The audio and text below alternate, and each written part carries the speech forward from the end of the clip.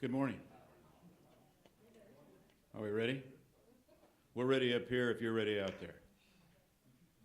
Okay. I guess I introduced myself, which is okay. I want you to notice here it says Brigadier General R.E.T. Russell Howard.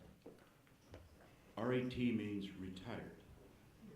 I was introduced in Tanzania 2 years ago as Brigadier General Retarded. I just want to make that clear. Also, retired means I can speak freely.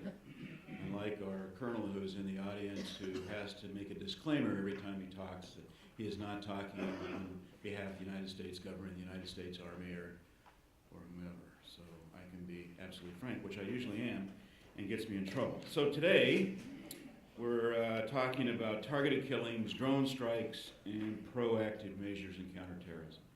Imagine a world without Stalin, without Hitler, without Pol Pot. Collectively, three of them probably killed 20 million human beings. More recently, imagine a world without Saddam Hussein or Osama bin Laden before they were able to rain terror on their populations in the world. And what if we, the West democracies, had taken out the first short, fat, eccentric Kim in North Korea? Perhaps we wouldn't have been saddled with the next two short, fat, eccentric Kims. Now, while it might be opportune to think about all of these inferior characters taken out, two questions remain. First, who follows? Zarqawi was taken out, and what followed? Osama bin Laden was taken out, and what has followed? So the fact that you take out the short, fat, eccentric Kim, which actually the South Korean government, if you've been reading the newspapers just yesterday, formed a tactical unit to do just that. Unfortunately, they've also started to consider tactical or nuclear weapons in their country. But, so who follows? Also, who makes the decision? Who has the moral right to determine that a leader, no matter how bad, how despised, who has the moral authority to make the decision to take them out? I don't have the answers. However, this distinguished panel does. So the methodology of our meeting today is I'm going to briefly introduce them. They're going to tell you what their topic is. And then at the end of all of their presentations, we'll have Q&A, which seems to work best when I do these moderation things. So first, Assistant Professor of Political Science and Public Policy from Northeastern University, great university in my country, by the way, particularly if you're a struggling student and need a job. United States, Dr. Max Abrahms is a professor of political science, public policy at Northeastern, member of the Council on Foreign Relations, faculty fellow at the Observer Research Foundation in India, and on the journal Terrorism and Political Violence. He has multiple publications and a very interesting menu of universities and centers that have supported his work, including the Combating Terrorism Center at West Point, which I started in 2003. His topic today is how leadership decapitation alters the tactical decision-making of militant groups. Sir, it's your turn.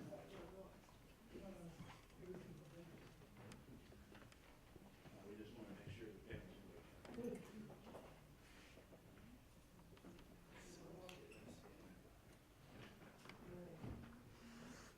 Alrighty.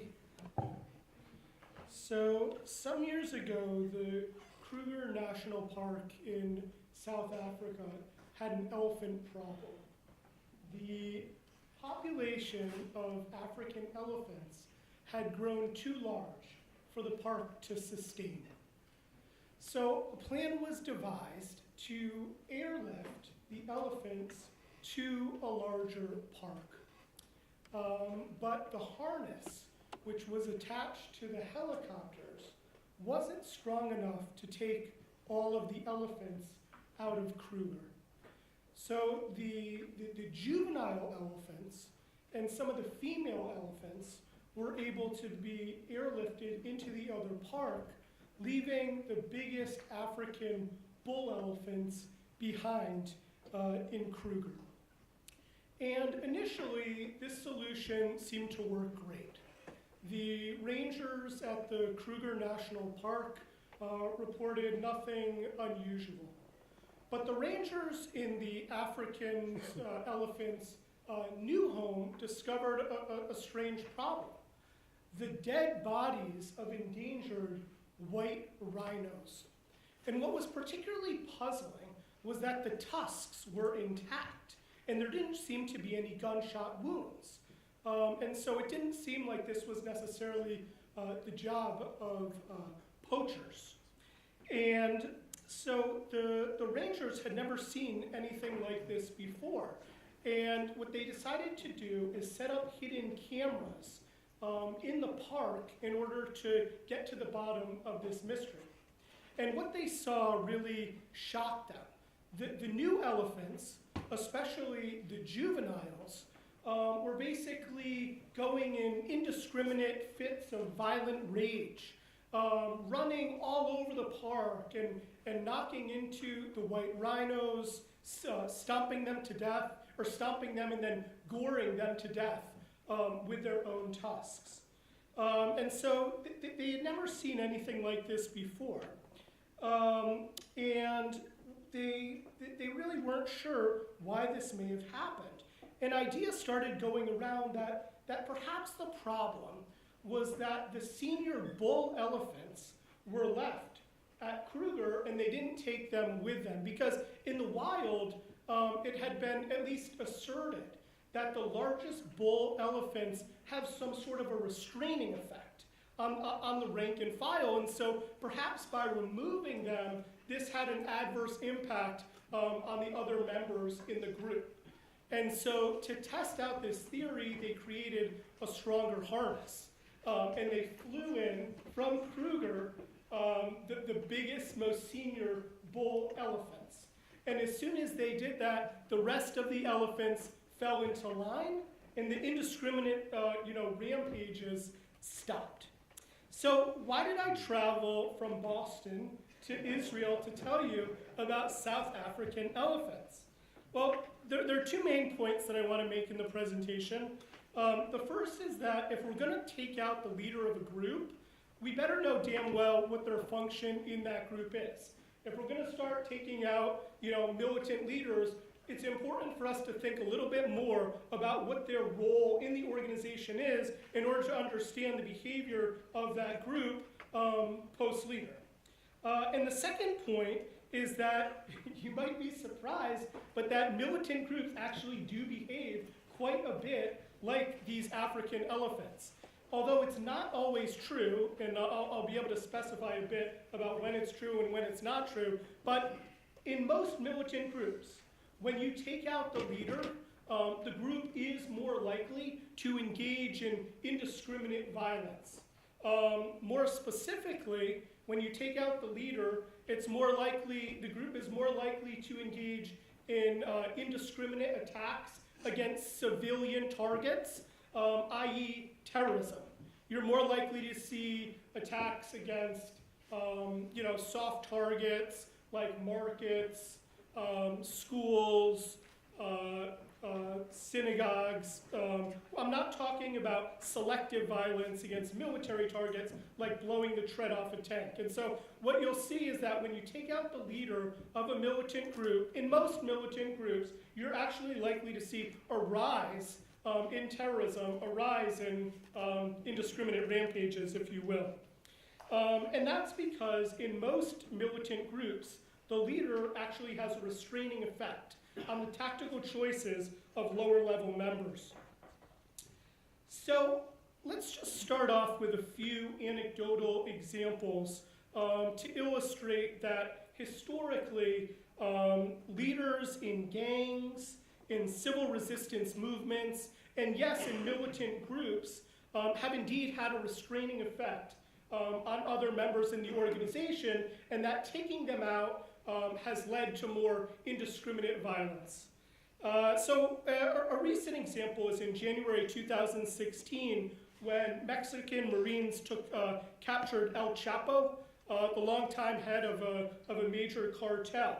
But instead of reducing the gang violence, taking him off the streets actually made the streets bloodier than ever. Not only did the number of attacks rise, but so too did the target selection.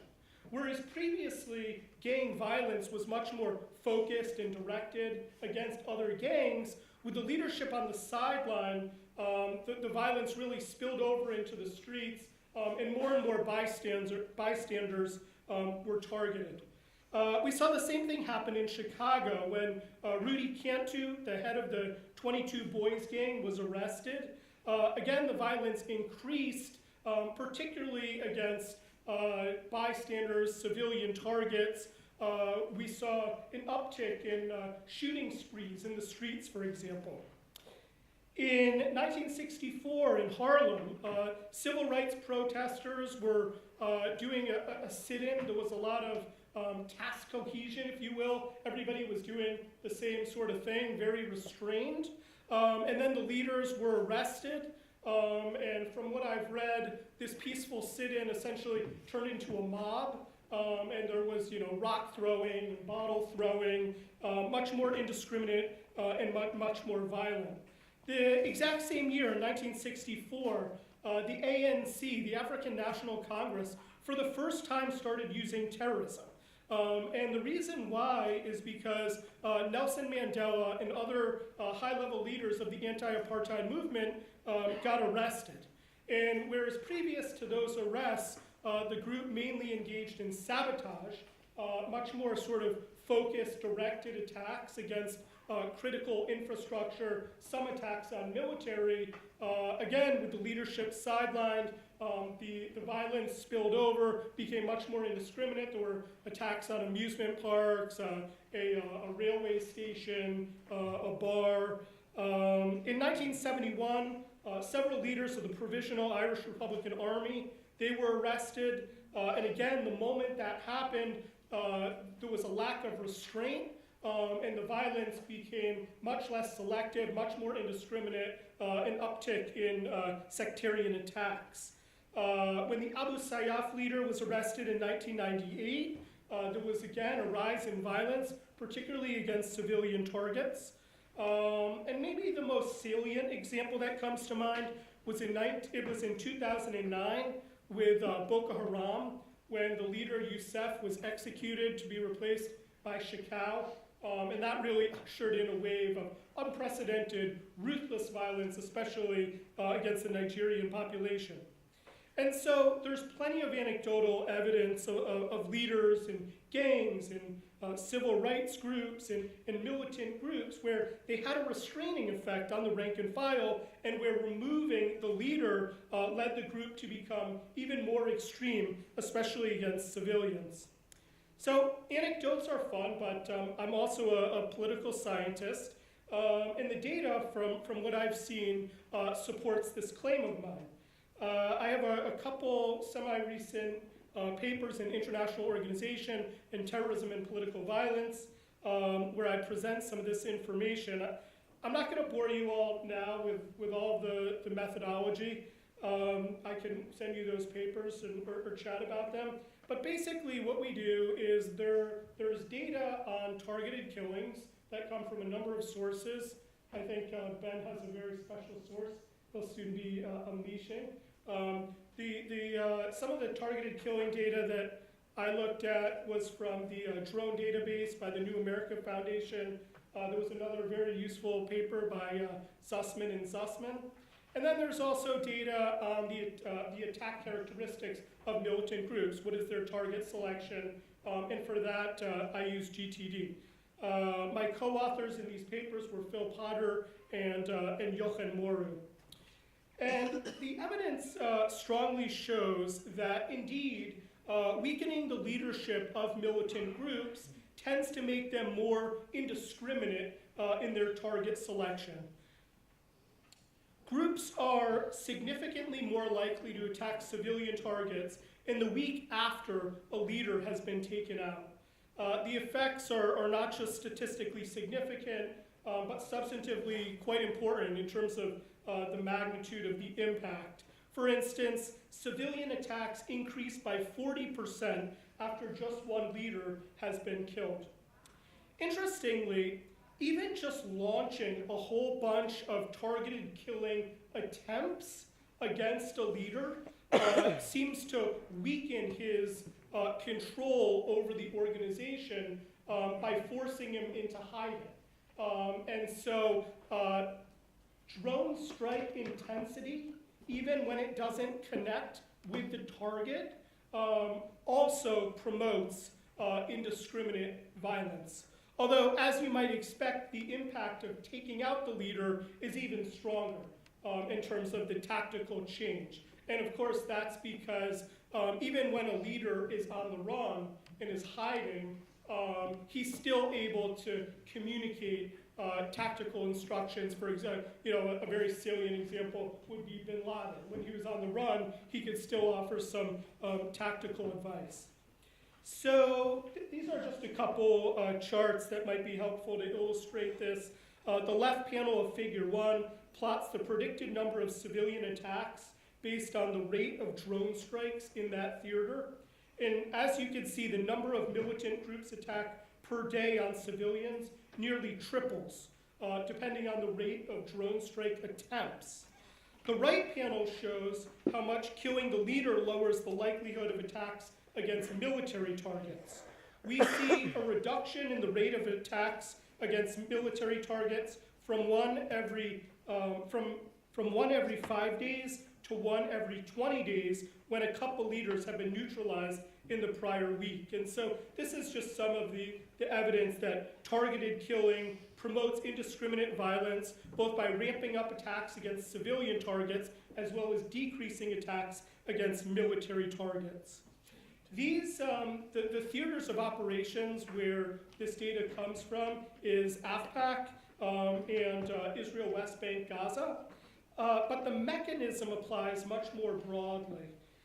Just to talk very quickly about the mechanism to account for these results, why specifically weakening the leadership of militant groups tends to promote terrorism. Now, you might think that because terrorist groups are very extreme, obviously, you might think that the leadership is extra extreme. And so it's particularly important to take out, the head. But actually, the leaders of militant groups tend to be, in a way, less extreme than lower level members in the sense that they're less enthusiastic about indiscriminate violence against civilians. In fact, in most militant groups, there's an inverse relationship between one's position within the organizational hierarchy and one's incentives for harming civilians. So the higher up somebody is in the group, the less inclined he seems to be for civilian attacks. Conversely, those at the bottom of the organization who have strong incentives to harm civilians, they're at the lowest end in the hierarchy. And the reason why there is this inverse relationship is because the leaders tend to be more strategic than lower level members. Civilian targeting, civilian attacks, this is one of my earliest findings, but basically there's variation in the quality of attacks depending on the target. And civilian attacks in particular are generally not strategic for militant groups. And the leadership is much more likely than lower level members to understand this. He's more likely to understand this for a variety of reasons. He's older. The leaders of militant groups are not representative. Maybe a decade or two at least older than the youngest recruits. The leaders of the group, they tend to have much better educations. They have better formal educations. They've read up much more about the history of asymmetric conflict, and they have more direct combat experience. So for all of these reasons, the leadership is more aware about the hazards to the group of civilian targeting and seems to be less in favor of them. Furthermore, lower level members of the group have sort of unique incentives to harm civilians that the highest members in the group don't have. For example, lower level members sometimes attack civilians in order to demonstrate their bona fides, to demonstrate their credibility, to demonstrate how extreme they are in the organization, to find acceptance. Whereas if you're already at the top of the organizational apex, you don't really need to think as much about that. And so there are really all sorts of reasons why leaders tend to be more averse to attacking civilians than lower level members. That said, it's important to recognize that not all leaders in militant groups have the same function. They don't play the same role in terms of the tactical choices. Some leaders, they mainly provide, for example, ideological guidance, whereas other leaders, they provide tactical guidance. And it turns out that when you restrict the sample to leaders who are mainly deal with ideological guidance, when you take out those leaders, there is no uptick in attacks against civilian targets. There's only an uptick when you take out the militant leaders who are involved in tactics. And what that suggests to me is that the rise in terrorism isn't simply out of revenge, because presumably the vengeance impulse would also be there when the political leaders are taken out, but rather there's a rise in terrorism due to a weakening of military command. In terms of the tactical choices. And this is also consistent with the other finding that drone strike density, even when it doesn't connect with the target, also spurs more terrorism. But there's also important variation among militant groups themselves. So before taking them out, it's important to think more about the kind of militant leader that we're dealing with. When it comes to understanding the proclivity of groups to attack civilians, there are two leadership factors, if you will, that we need to think seriously about. There's variation in how much tactical control the leadership wields over the other members, and there's variation in how much the leadership supports civilian attacks. And so, that leaves us with four main types of militant leaders when it comes to the propensity of the group to use terrorism. There are strong leaders who oppose civilian attacks. There are strong leaders who support civilian attacks. There are weak leaders who oppose civilian attacks. And there are weak leaders who support civilian attacks. And you can see here just briefly support for my claim that the leaders of militant groups tend to have a restraining effect on other members from attacking civilian targets. This here is data on the target selection of 118 militant groups in the MENA region. And when the leader is strong, groups are far less likely to attack civilian targets, whether he supports civilian attacks or not. Notice that there's only one type of group that's always indiscriminate in its target selection. And this is groups led by weak leaders who favor civilian attacks. And this makes sense because, as I've mentioned, lower level members tend to have strong incentives to harm civilians, and the leadership is essentially telling them that they're welcome to attack any target of their choosing.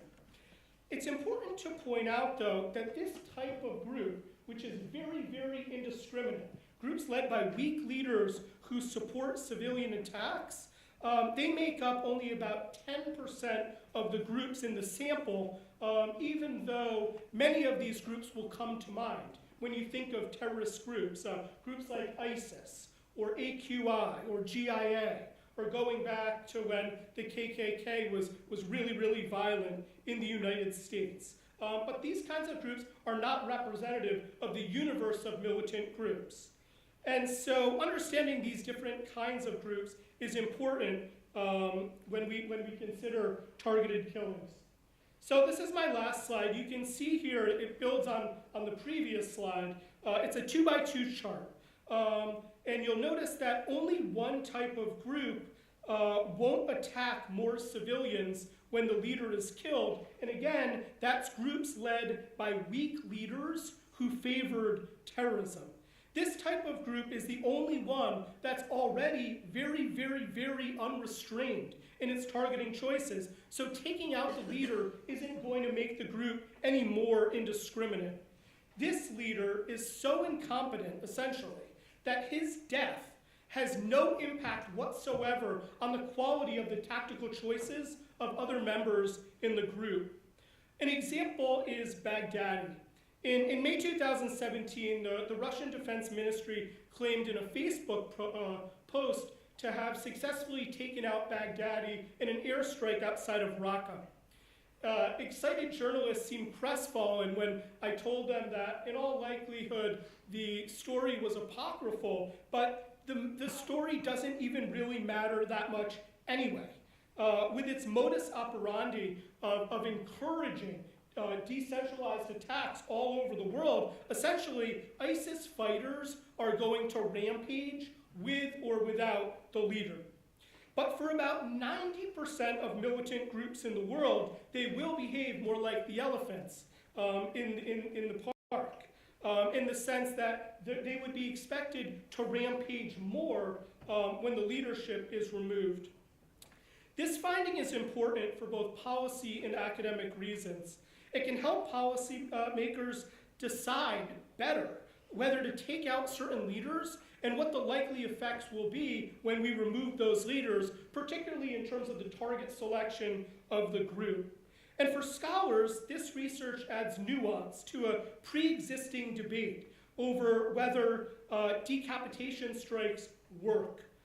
Most research on decap strikes looks at whether they're effective in reducing the violence of militant groups or expediting their demise. But essentially what I'm saying is that the bigger effect is in how taking out the leader of a militant group affects the tactical choices of the other members in it. Thank you so much.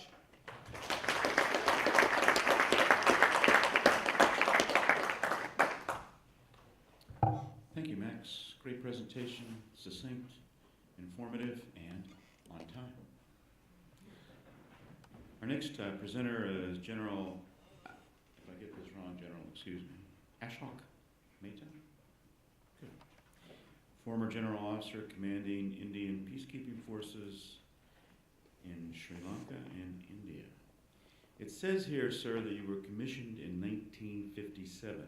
That cannot be true. Actually, 1947. Right. So, I mean, I'm not going to dispute this, but I was commissioned in 1969, and I'm 71 years old. So I'm sort of doing a little quick calculation now, but if I can look like you do when I'm your age, I'm going to start drinking what you're drinking now. Single malt whiskey and a young wife. Let's give the general a round of applause. You all are going to think we set that up, aren't you? We didn't. So, he's commissioned in 1957, joined the 5th Gurkhas, and attended Command and General Staff College at Fort Leavenworth, Kansas, the United States, and the Royal College of Defense Studies in the UK. He is a founding member of the Defense Planning Staff, and his last assignment was General Officer Commanding the IPKF in Sri Lanka. It would take me an hour and a half to read the rest of his bio. I think it's on the website, isn't it? Good. So his topic today is a case study, targeted killing and proactive measures in Kashmir, the Indian experience. General?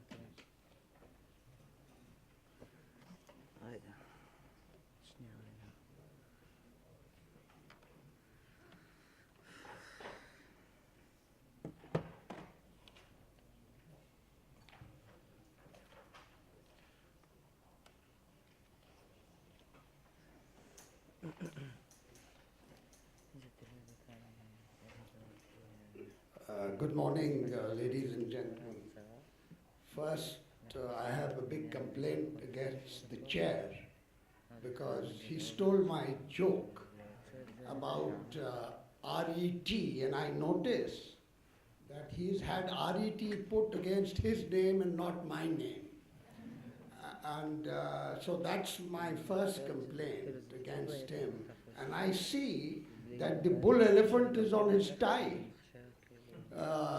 So the South Africa park is very much brought in here, if you look at the bull elephant.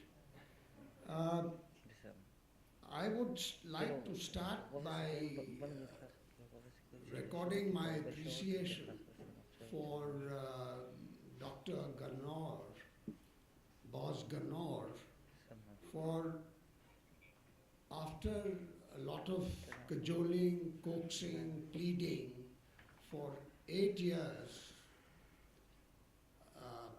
that they should include, the ICT should include on its charter as well as in its programming the theme about AFPAC. Because when I first came here in 2010, and I haven't stopped coming, I've been coming uninterrupted since then, so this is my 8th or 9th visit. So that's why targeted assassination has not worked against me.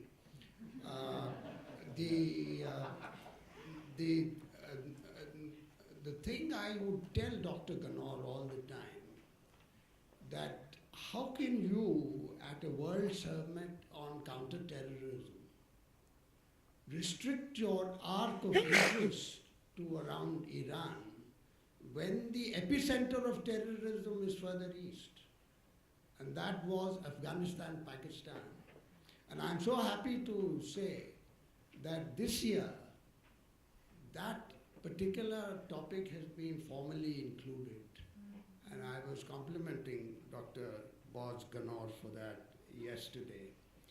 Now, I'm going to spring a surprise on you as well as on the chair, because I've changed unilaterally the theme of my presentation. After listening to Max, because he's covered targeted assassinations and killings, and I was going to talk about Kashmir, but this topic was covered yesterday in the session on Afghanistan, Pakistan. So what I'm going to do is I'm going to focus on US drone strikes in Pakistan and take the theme further from where Max left it. And I'd like to say that in Pakistan, the United States has helped Pakistan to take out terrorist groups like the Pakistan Taliban and other groups, provided them funds, shared intelligence, but with little matching reciprocity from Pakistan. So, is this payback time for the US for the help that was given to them in getting the Soviets out of Afghanistan? And in my presentation, I will cover 3 or 4 items. One is on the authorization and mission and objectives of the drone strikes, the rules of engagement, the strike details, and what really inspired me to do this presentation and do my little research was a film I saw by accident called Good Kill. Good Kill is a film about use of drones by the American, and it's a great film, and it brings out all the dilemmas of civilian casualties and how people sitting in Langley are conducting and prosecuting these strikes. But most of all, I'm going to focus on a strategic analysis of the drone strikes. What have these drone strikes done to deter, to defeat, or to bring the terrorist groups to the negotiating table? What is the strategic benefit of the use of drone strikes? Forget the problems about its legal implications, how the prosecutors are protected, but what does it do at the end of the day? Or does it merely do what Trump said during his Fort Myers presentation, kill terrorists? Is that all you're doing? It's easier to kill than to capture. And in conclusion, I'm going to make a few remarks going to what India has been doing on employing proactive measures in the non-kinetic part of countering terrorism. Because countering terrorism is not just the proactive part. What does proactive mean? Proactive means you are ahead of the curve.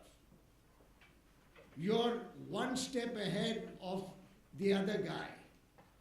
So some of these things, the non-kinetic, the CVE part of countering terrorism, you can be very proactive.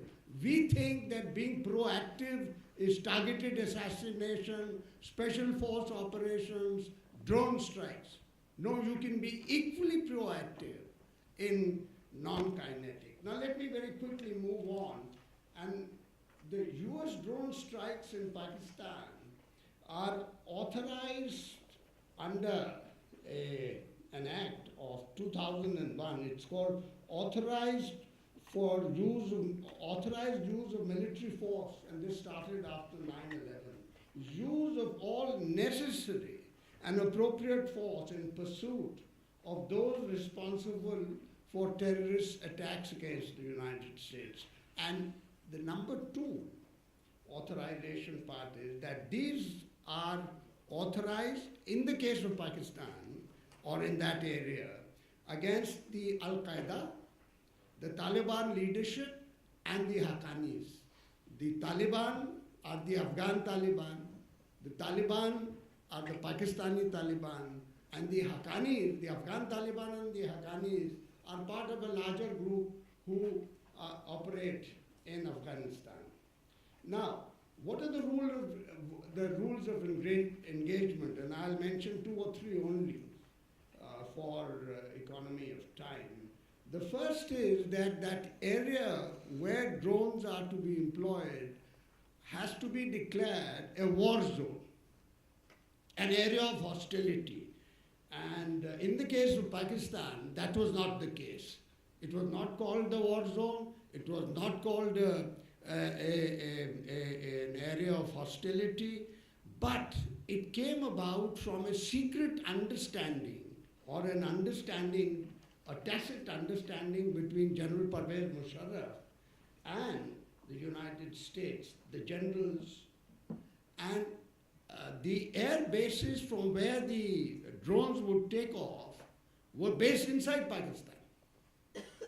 So you use my bases to kill the targets, to kill the terrorists inside Pakistan. And there were 2 serious riders. The first was about civilian casualties. And the second was that if you went outside that understanding, that tacit understanding, and the tacit understanding, I didn't tell you, in the case of Pakistan was restricted to what is called the federally administered tribal area, FATA. Those 9 districts where this had to be done. And if you went outside that zone or civilians were involved, then the commander, in the case, the ground commander would have to certify that that target posed an imminent threat. And as we heard in the last presentation, that use of indiscriminate violence can precipitate the reactions. So these are the two riders that were there in the rules of engagement. Now, one other point needs to be mentioned, that during the Obama regime, that period, the operations were highly centralized. And when it came to civilian casualties, and this film that I talked to you about, The Good Kill, if you look at this film, and when they are prosecuting the target or engaging the target, and wherever a civilian appears or children or ladies appear, then the target is, there is a pause that stops. And during the Obama regime, there were very strict orders about non-use of this method. Now, according to the Bureau of Investigation, excuse me, the drone strikes started in Pakistan in the Bush era, and I think as Russell Hart said in his presentation 2 days ago, that in 1 year, George Bush, between 2004 and 2009, there were 51, altogether 51 strikes. Come Obama, in 1 year alone, the number of strikes during his period was 52. But interestingly, following the next year, 2010, there was a meteoric rise to more than double to 108, and then 2012 till 2016, there is a gradual decline in the number of drone strikes. 128, 75, 50, 27, 25, 13, and by 2016, there was a total of 3 drone strikes. During the Bush period, in the 51 strikes, the number of casualties, the kills, recorded by the Bureau of Investigation are described like 410 to 595. So the range of that figure, I haven't been able to understand why the kill is described in that broad range.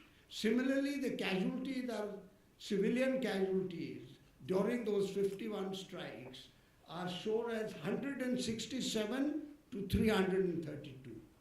And there are casualties of children also, 129 to 102. So, similarly, there is a list of these casualties.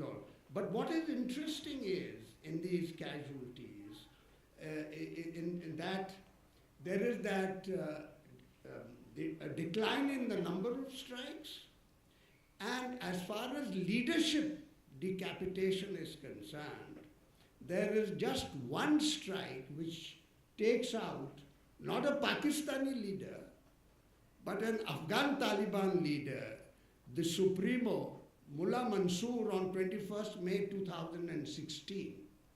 This is a strike which was authorized by General John Nicholson, by the DOD. Normally all these other strikes were being done by the CA from Fort Langley, as I said.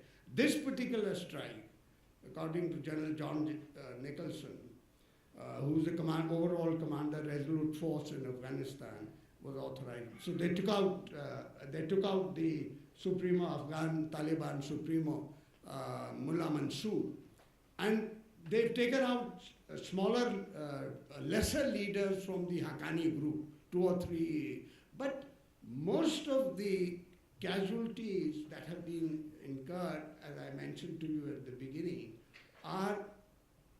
relate to the Pakistan Taliban, that terrorists who are hitting inside Pakistan. So Americans in this hall may turn around and ask me that why are we paying as the Americans have often said, because the Haqqanis and the Afghan Taliban have sanctuaries inside Pakistan. They are the ones who kill US soldiers or used to kill US soldiers inside Afghanistan. So US senators have often asked, why are we paying the Pakistanis US dollars 30 billion to help them to kill US soldiers? So you could also ask, why are the Americans helping Pakistan to get rid of their terrorist population without any matching reciprocity? And the reciprocity that you have asked for frequently is get rid of those sanctuaries, get rid of the Afghan Taliban, get rid of the Haqqani group, and nothing has happened. So let us move to Donald Trump. Let us move to Donald Trump. And what does Donald Trump do? Donald Trump has authorized prosecution of about 5 to 6 strikes so far.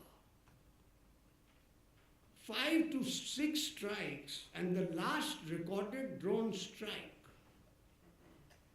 was on 3rd of July when Senator John McCain had visited one of the tribal areas in South Waziristan just 2 days before that.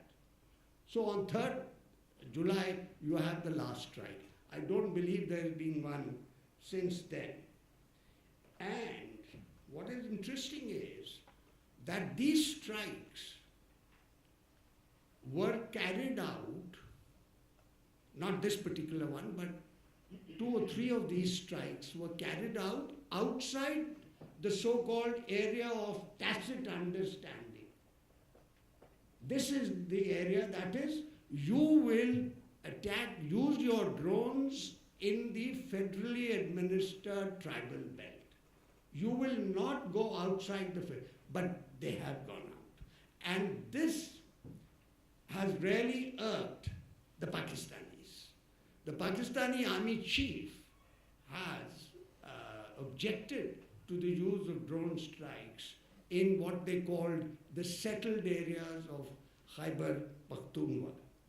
Since I've been shown a red flag by the chair, I'll skip the film. I seriously advise you to see this film. I've seen it twice, and it's a great film because it, as I mentioned, it brings out the dilemma of the guys who are sitting there getting the thing on to the target. They don't belong to the US Air Force. So one of them asks, why am I wearing a uniform, an Air Force uniform, if I don't belong to the Air Force? And the second guy is turned an alcoholic. And so you watch the film. Now, because in all this targeted assassination, targeted killing, if we are going to tally the numbers, I am not a statistician. I am a strategic analyst. I want to know clearly what the hell am I doing with these drone strikes? How is this helping to shorten the war? Is it or is it not? And I don't believe any strategic analysis has been done. I hope I'm wrong.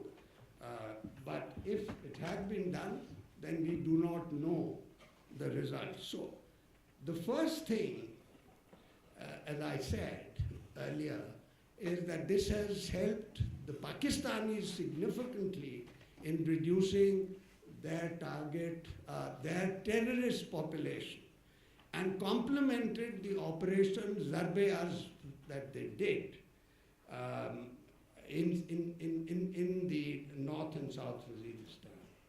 The second is that only 3 to 4 of these strikes were carried out, in other words, unilaterally, without consulting the Pakistanis, outside the agreed zone. The third, and I'll finish with 3 other points.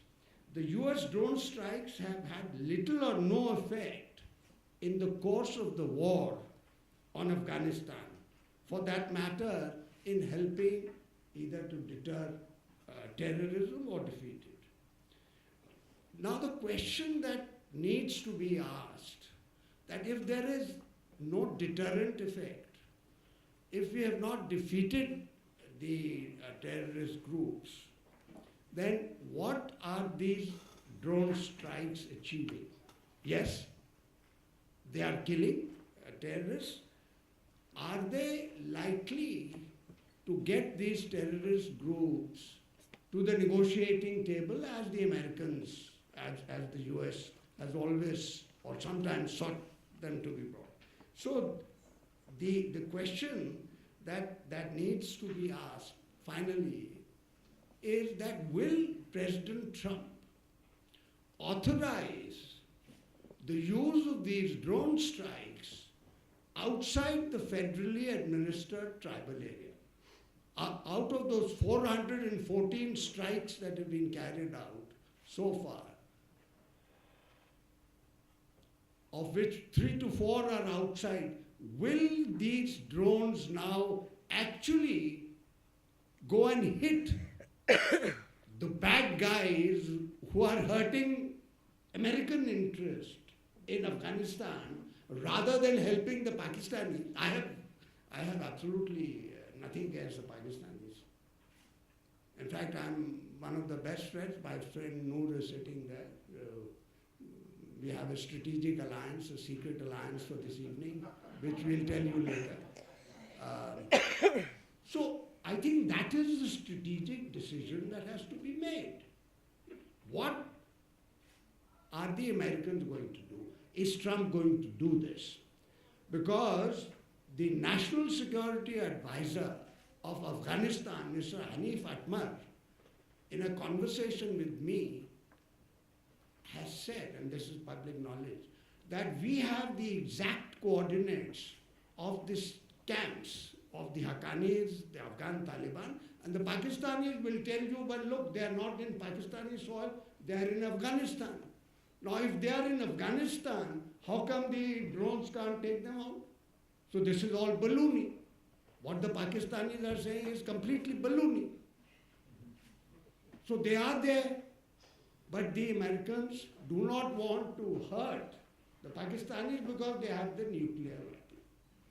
As again, somebody in his keynote speech said, the North Koreans have it. You guys fear, Israelis fear that the Iranians will have it. I say you should fear the Pakistanis more than the Iranians because they already got it. So let me conclude by saying that the Afghans are seriously advising the Americans to raise the ante and start surgical strikes, because Mr. Atmar has said that Afghan commandos trained by American Rangers are one of the best in the world. We can go and hit these camps. So if you're going to make any difference to the war in Afghanistan, which is American interest, then we have to do something with these sanctuaries on Pakistani soil. And if we have to do that, we can do it both by surface, that is by surgical land strikes by Afghan commandos, and more importantly, by drone strikes to take out the leadership or take out Afghan. That will be the deterrent. That will persuade the Afghan Taliban and the Haqqanis to come to the negotiating. And with that, I will stop my presentation.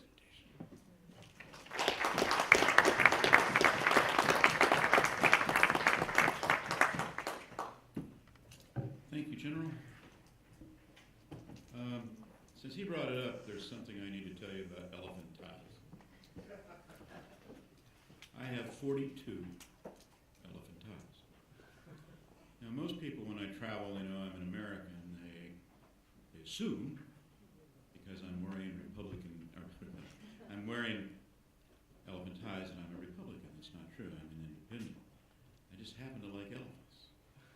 And so some of the purchase price for my 42 elephant ties goes to organizations that are saving elephants. So I applaud you for using the elephant. I didn't know where it was going when you started, but I like it. I didn't either. So I know you really want to know about elephant ties, so I'll tell you some more. If you see an elephant tie and the trunk is up, well, the wearer is having a good day. If the trunk is down, the wearer is having a bad day.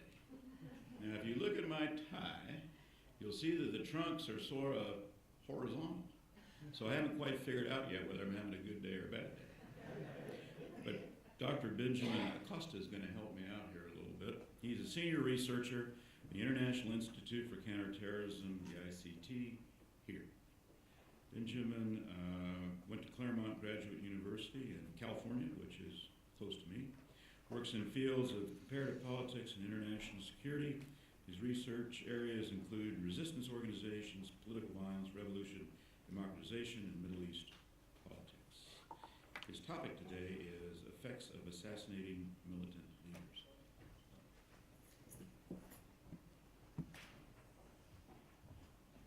Good morning.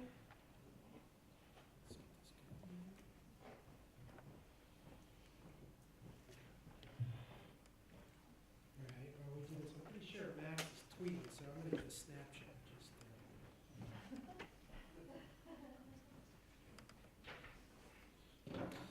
All right, good morning, everyone.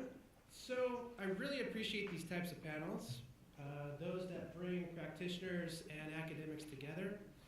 Practitioners have this unique capability that is to sober academics and what is important and what may not be important. And I think in return then, academics have the opportunity to unemotionally demonstrate where the scientific knowledge currently exists in relation to things that are important for policy. So to begin, when we study conflict, those of us that study it scholarly, we tend to look at four what we call dependent variables, or essentially outcome variables, things that we're interested in what is causing them.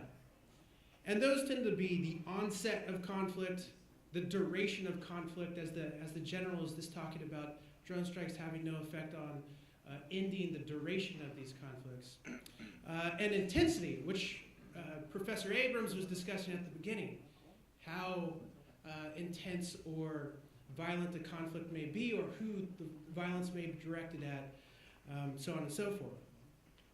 The other areas that we usually are interested in studying are the outcome of conflict. Who wins, right? That's the one that I'm concerned with the most, is who wins. And then we're interested in transition to nonviolent politics usually. So when it comes to what I call leadership decapitation, the assassination or the taking out of a militant leader, we're really interested in three of these: the duration of conflict, the intensity of conflict, and the outcome of conflict. And unfortunately, to this date, a lot of the academic literature and scholarly endeavors that deal with leadership decapitation have confused these three different dependent variables. Talking about the success or the failure of targeted killings and leadership decapitation without really specifying which dependent variable or dimension of conflict that they're talking about. As such, the extant literature on leadership decapitation has this grossly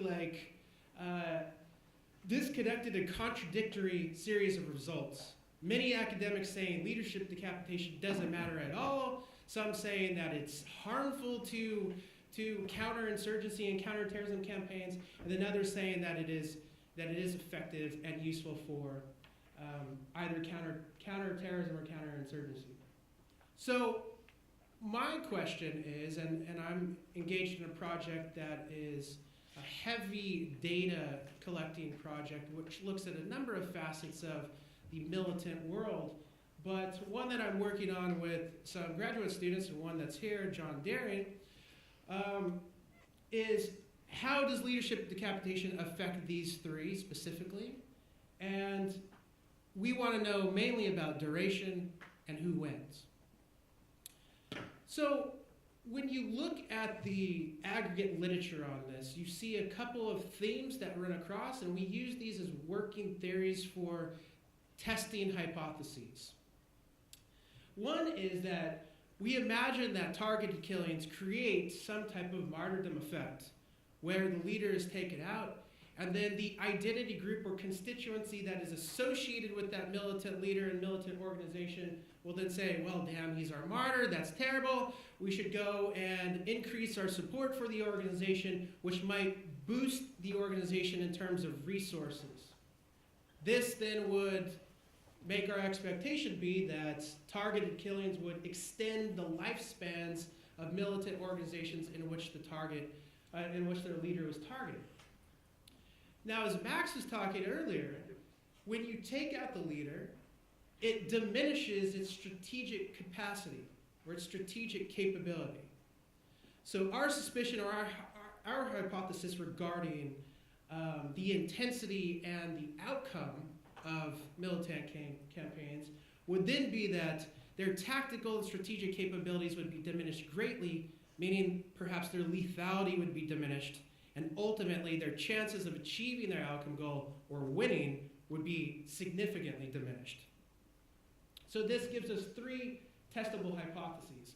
One is that organizations targeted will live longer than organizations not targeted.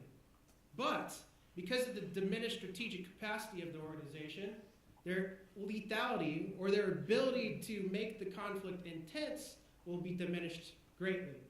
And ultimately, their chances of achieving their goal will be significantly undermined.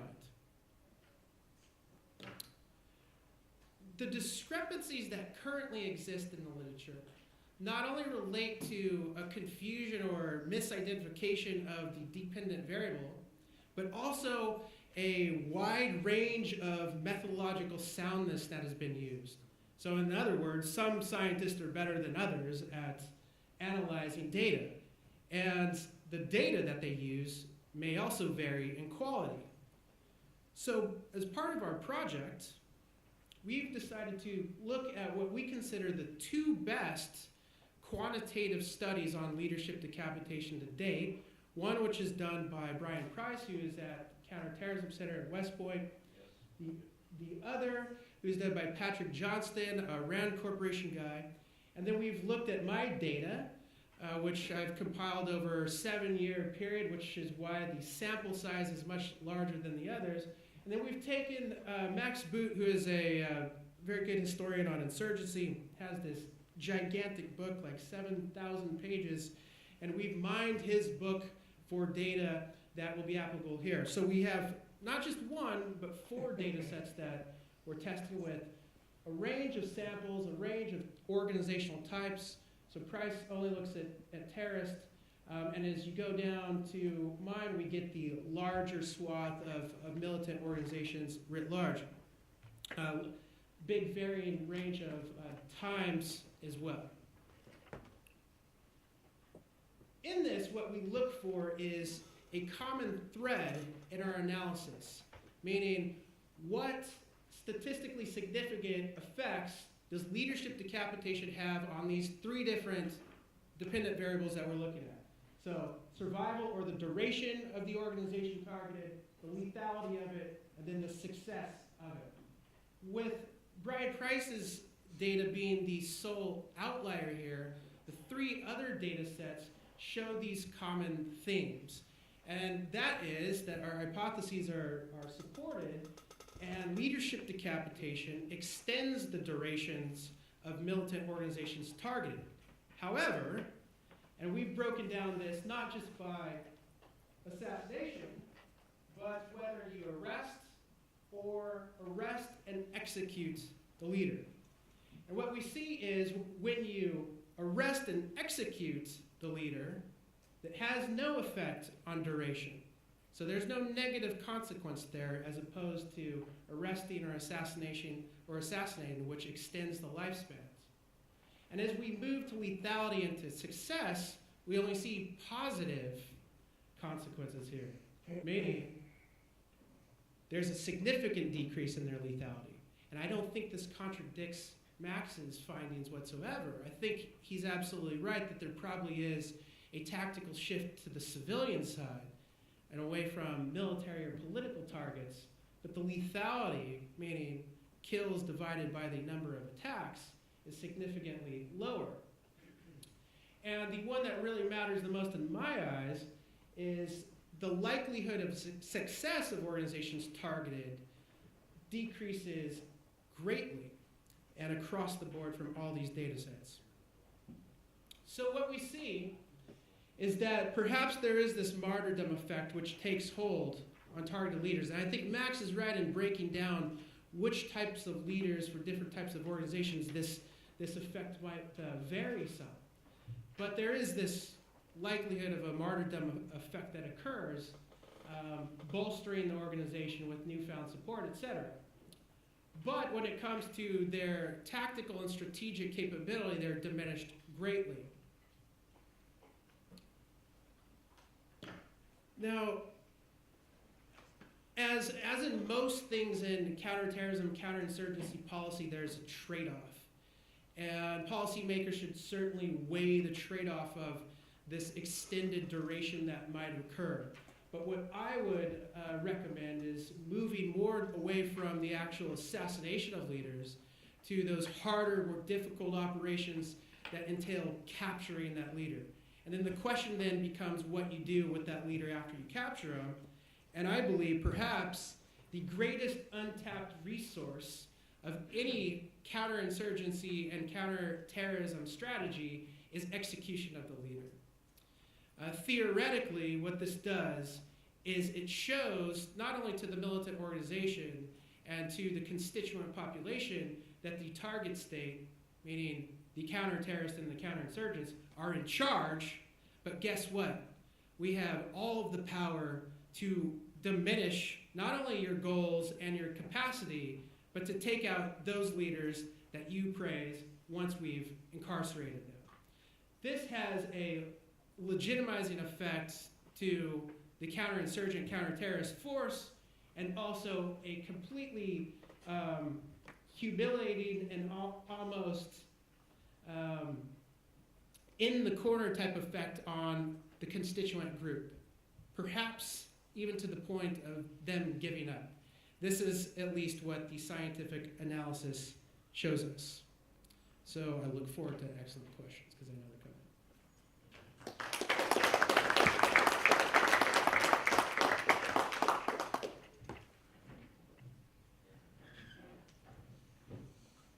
Thank you for actually saving some time for others and for giving the CTC a plug, I think.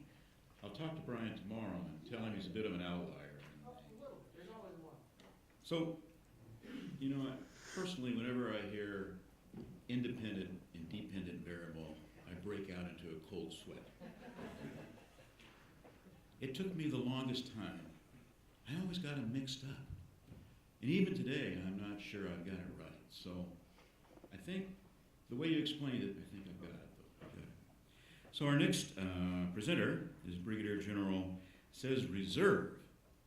So here they don't say retire, they don't let you retire, they put you in the reserve, right? Yeah. Well, when I retired, because they were done with me.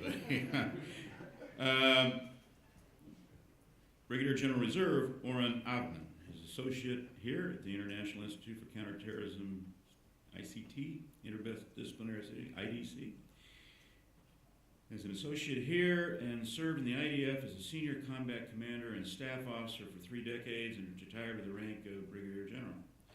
Interestingly, he's a company commander, a battalion commander, a brigade commander, and a division commander, which is, well, that's good.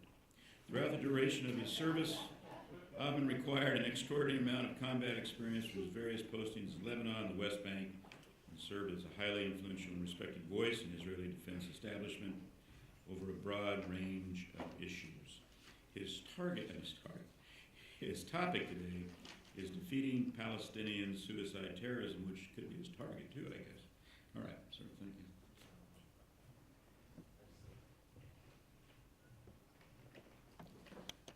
Okay, hello everyone. Thank you very much, Sue. I've been there as a battalion commander, as a brigade commander, division commander, and I search this period. It's not history for World War II, but when I've been in the National Defense College, the Israeli National Defense College, actually my master degree, I focus on this issue. It was very challengeable because it was very fresh. It's not when you actually I should write almost the first page about this period of time.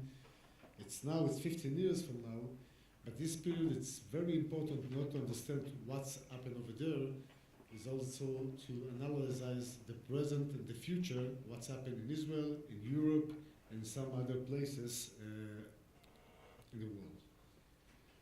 First of all, there is anyone in the crowd that is the first time in Israel? Just you, sir. Two of you. What is the size of Israel? Do you know?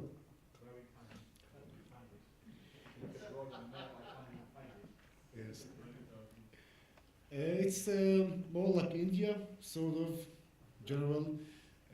Actually, when we speak about our biggest challenge in Israel, it's the size of Israel. And there is a little sign here in the northern part of Israel. This is the longest road in Israel, from the north in Metula to the south in Elat. Actually, it's less than 300 miles from here to here. Sounds great, 300 miles. It's not small, but from this part to the sea, I saw some people that doing PT in the morning. Colonel, you run about 9 miles. Okay, this is 9 miles.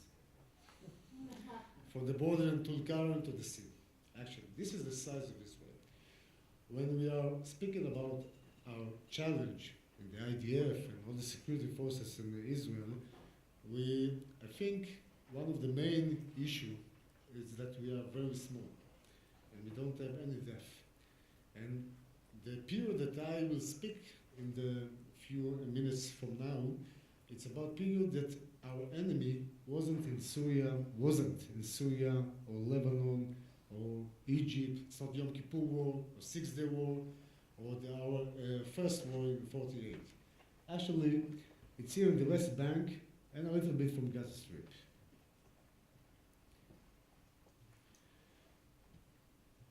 Since the year of 2000, it's about 17 years ago.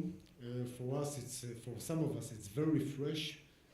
It's a huge, unprecedented wave of suicide, bomber attack on our cities and civilians. These pictures, when we hear now in Barcelona or Paris, in Europe, in Boston during the marathon, it was a daily routine in Israel, this picture on the media. On buses, on malls, in the street, in restaurants, we have a very crucial attacks. Families get murdered in a restaurant when they go on Saturday, during Saturday night or Saturday.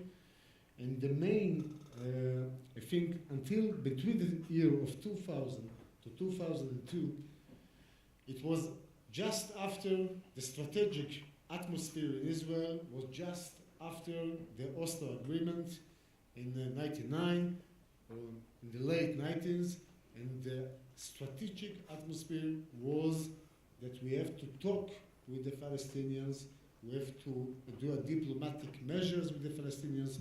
The United States was deeply involved in the diplomatic measures here, and what's happened actually, it's this picture. And these slides maybe tell the whole story. When we talk about proactive measure of fighting terror, I'm sure that everyone suspects me because I'm a general in the IDF that I can, if there is any problem, we have to use force to solve it. So please don't. In this period of time, actually, when I studied this as a test case, Israeli test case, sometimes there is no choice just to use force, but in a very wise way of doing it. And I hope I will try to make this idea. These slides tell everything. Since the year of 2000 to 2002, actually we have a lot of suicide attacks in our cities, and for the Israelis, we are a very small society, almost 1,000 people get murdered in suicide attack. But what is the interesting story about this slide? For the first time in Israel, you can see the blue and the red. We are warriors. The IDF is Israel Defense Force. For the first time, we got a period of actually some kind of war that the casualties were civilian and not the security forces. So red is the security forces and blue is civilians. I can tell you I was young battalion commander in these days, and all of us were almost ashamed because on our shirt it said IDF, Israel Defense Force. And actually what's happened is that our civilians, babies, women, and children got murdered in the restaurant, in the buses, and in the mall. This is, to young Israel, it's unprecedented. It's never happened, because warriors should go to the front line and defend the civilians. And the other story in this slide, you can see the numbers. I can tell you that the numbers of civilians that get murdered in suicide attack, it's half of the number of what happened in Yom Kippur War. It's more than 6-day war. And it's a huge amount of civilians in a very short period of time. It's almost every day 2 civilians got murdered in suicide attack. That is the average in the year of 2001 and 2002. Think about it. It's a daily routine on a daily basis, or almost 2 years. So this slide tells the story, but what's happened from year to year?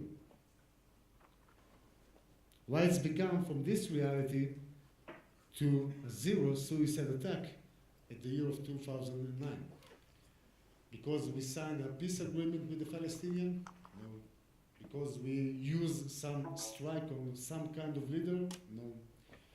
It's taken us a very long time, and a long period of actually war against terror until we said we defeat the suicide attack.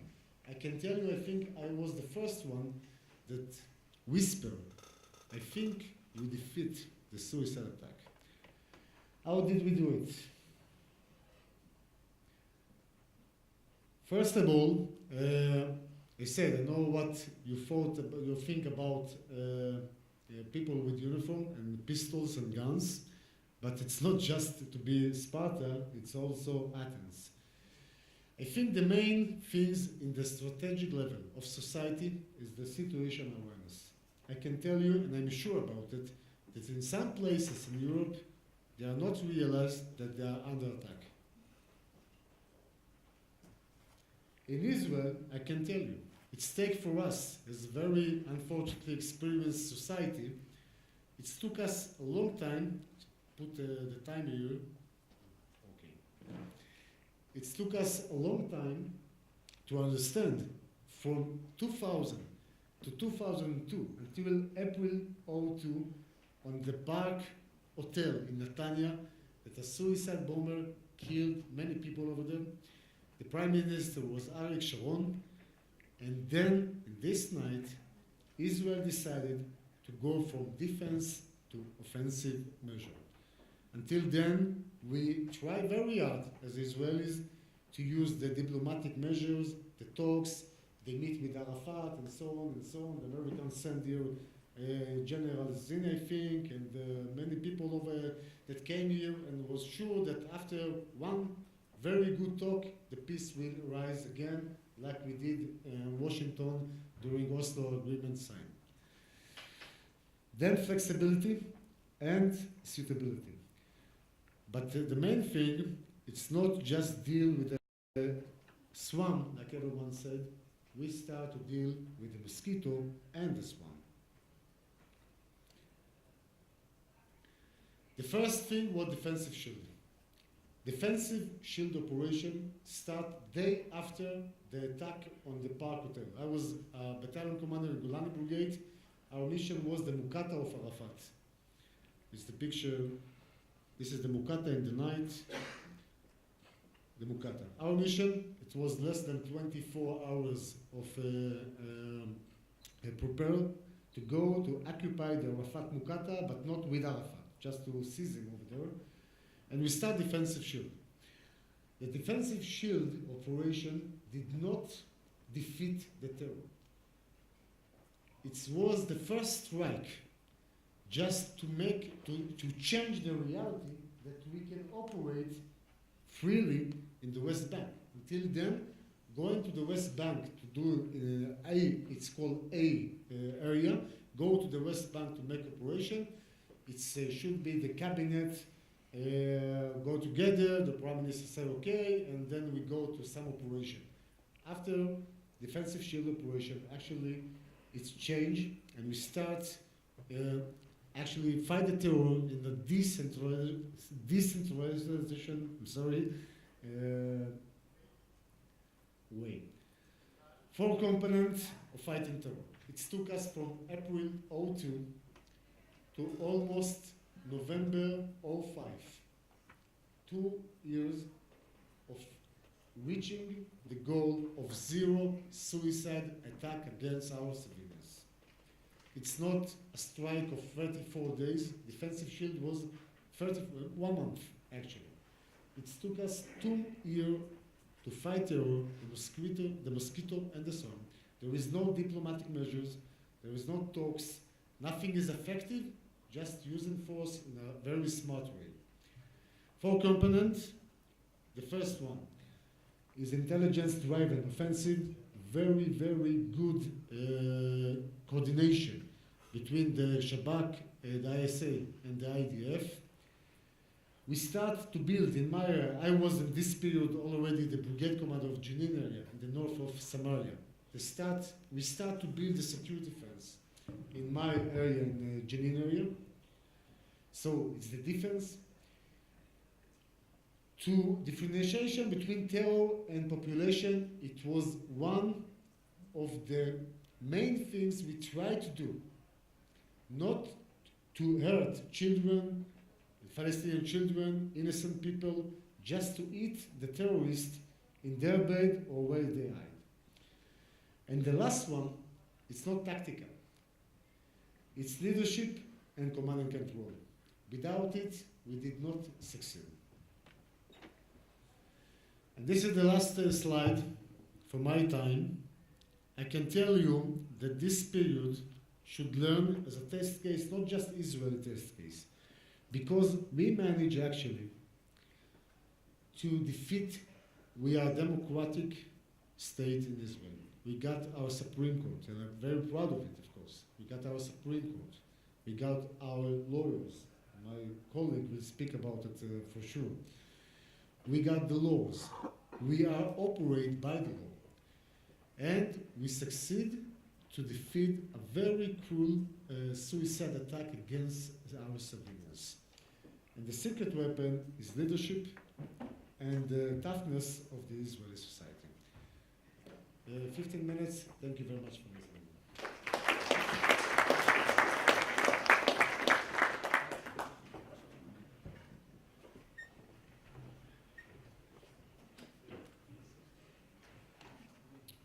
I must admit, there's a lot of discipline in this team we have here. Everybody's on time or ahead of time, which allows you to ask a lot of questions. Our next presenter is Colonel Reserve, and I see ADV is probably advocate. You're a lawyer. You know, my whole life I've been avoiding lawyers. And, he's also an associate at ICT here. Dan Reisner served as a legal advisor in the Israeli Defense Forces Military Advocate General's Corps for 19 years. Between 1995 and 2004, he held the position of head of the International Law Department. In this capacity,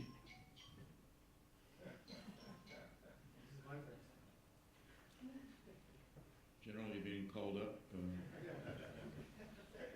In this capacity, Daniel was responsible for advising the IDF General Staff and other senior IDF officers, the Ministry of Defense, and the Prime Minister's Office on issues including Israel's activities vis-a-vis the Palestinians and neighboring Arab states. His lecture today is on technological and moral challenges in the future of counterterrorism.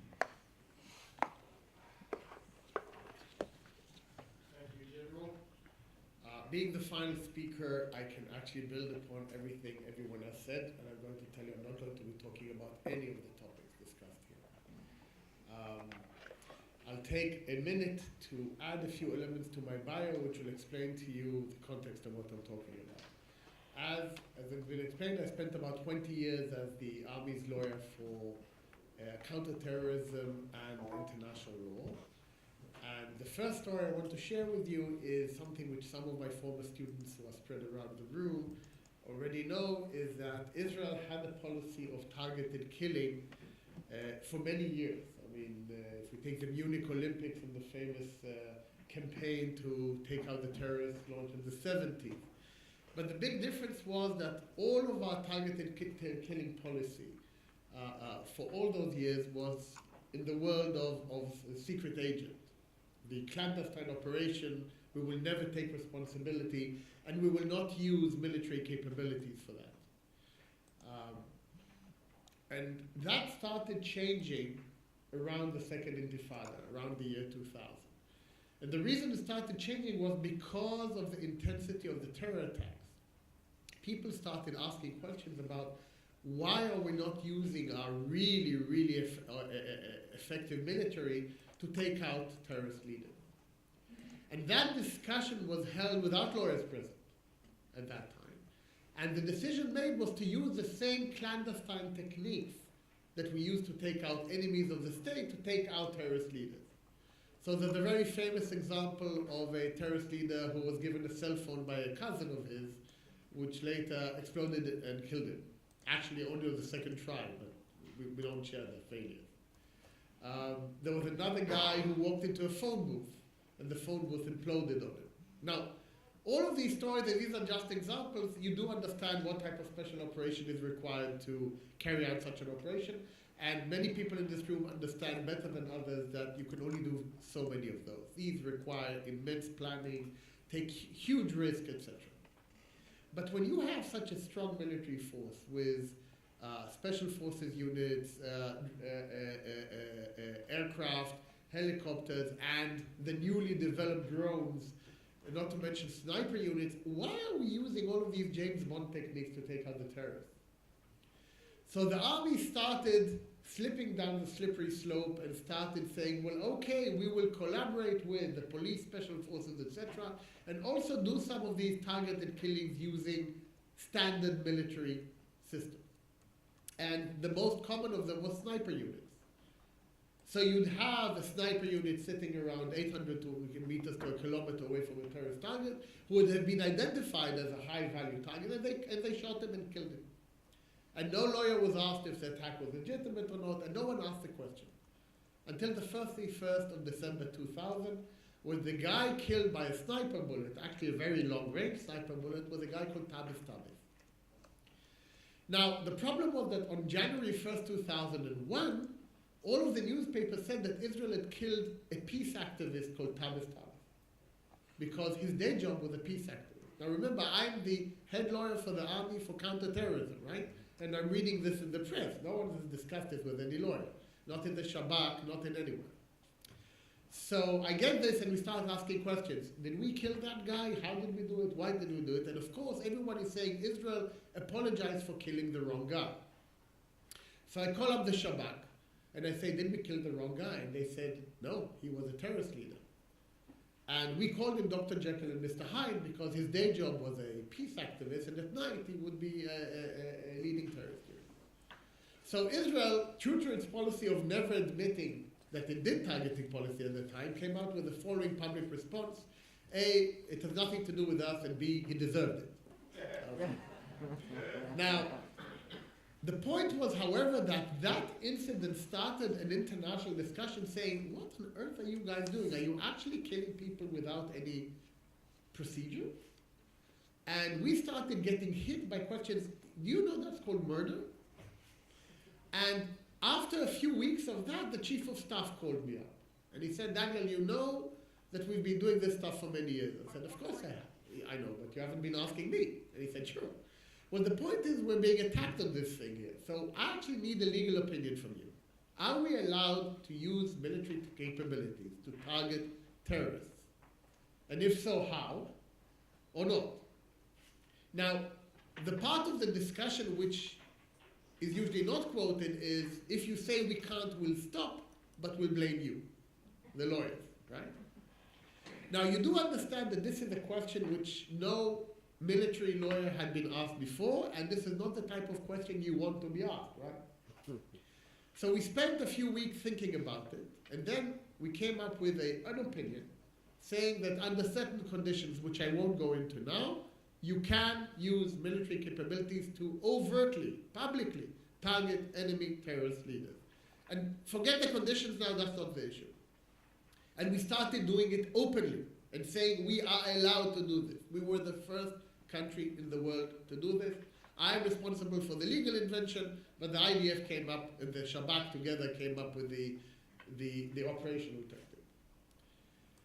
And do you know which country was the first to claim that we were violating all principles of international law? The United States of America. In fact, the Secretary of State of the US said that these are unlawful assassinations. In fact, it would take, I'm sorry to say, 3 aircraft and 3,000 people killed for the US government to flip 180 degrees and more or less adopt our policy as is. And in fact, the only reason I didn't sue Attorney General Holder a few years ago for plagiarism, when he gave a speech explaining US targeting killing policy and he copied word from my opinion, is because I actually like the fact that everyone is doing what we came up with. You see, when we came up with this idea back in 2000, everyone thought we were crazy. And yet today, when we talk about targeted killing, unless we're talking with specific parts of the world which we don't care what they think, the normal people of the world actually, most of them say, you know what, it makes sense. Some of them say, well, it's still not that clear, but it's an open discussion at worst. So, and this has taken just 15 years. The same story goes for drone strikes. Because, again, we started using drones around the same period for these type of activities, and I cannot go into details because most of that stuff is still classified. But the reality is that the idea of using a remote system to kill someone has been around for about 15, 20 years. That's it. And again, the international community's initial response was one of, whoa, what is this stuff? Now, me as a lawyer, I don't get that. Because for me, I don't care if you shoot a rifle, you shoot a drone, from an aircraft, from a tank. It's a weapon system. I don't care if it's remotely piloted or directly piloted. It's still the same thing legally. There is no difference. However, it took people like me about 15 years to convince the international community and the international legal community that what I just said is right. By the way, do you know what the main arguments of the people opposed to these type of policies are? One of them is they're unfair. You guys have drones, the other side don't have drones. Now, where I come from, and remember, 20 years military, that's exactly the type of relationship I like. I have it, you don't have it, that's why I win. But people who think about the moral and legal aspects of war came up with these ideas saying, well, that's crossing the line. The countries who are attacked by drone strikes also said we were using drones, and this is actually, the general from India isn't here, but that is heard most in Afghanistan, is that drones are terror weapons because they terrorize the population. And the Palestinians in Gaza also use this against us a lot of times, that we send drones so that they can hear the buzz. We intentionally use noisy drones so that the population is scared and goes into hiding. No, we prefer less noisy drones. We just didn't have them 15 years ago. We have them now. So the reality is that there has been a lot of backlash against these new weapon systems as they came out, and new techniques as they came out. But the reality is, the last 15 years, all of this has moved into the realm of general acceptance. So now we can have a discussion not on whether or not targeted killing and use of drones is legitimate. Those are the discussions of 5 to 10 years ago in this conference. I have been at, I think, every single one of the conferences here since 2000. I've spoken, I think, at every single one of them, or most of them. And that used to be the topic we discussed. It's no longer interesting. Now, the discussion we're having, is it a good idea? Which is a totally different question, and how do you use it to achieve strategic success, which is totally different issue. But now I want to tell you about the second part of my bio. I retired 13, 14 years ago, and I went into private practice as a lawyer. I still work for the government on a lot of issues. But what I do in my private life, I actually represent most of the Israeli and international defense companies.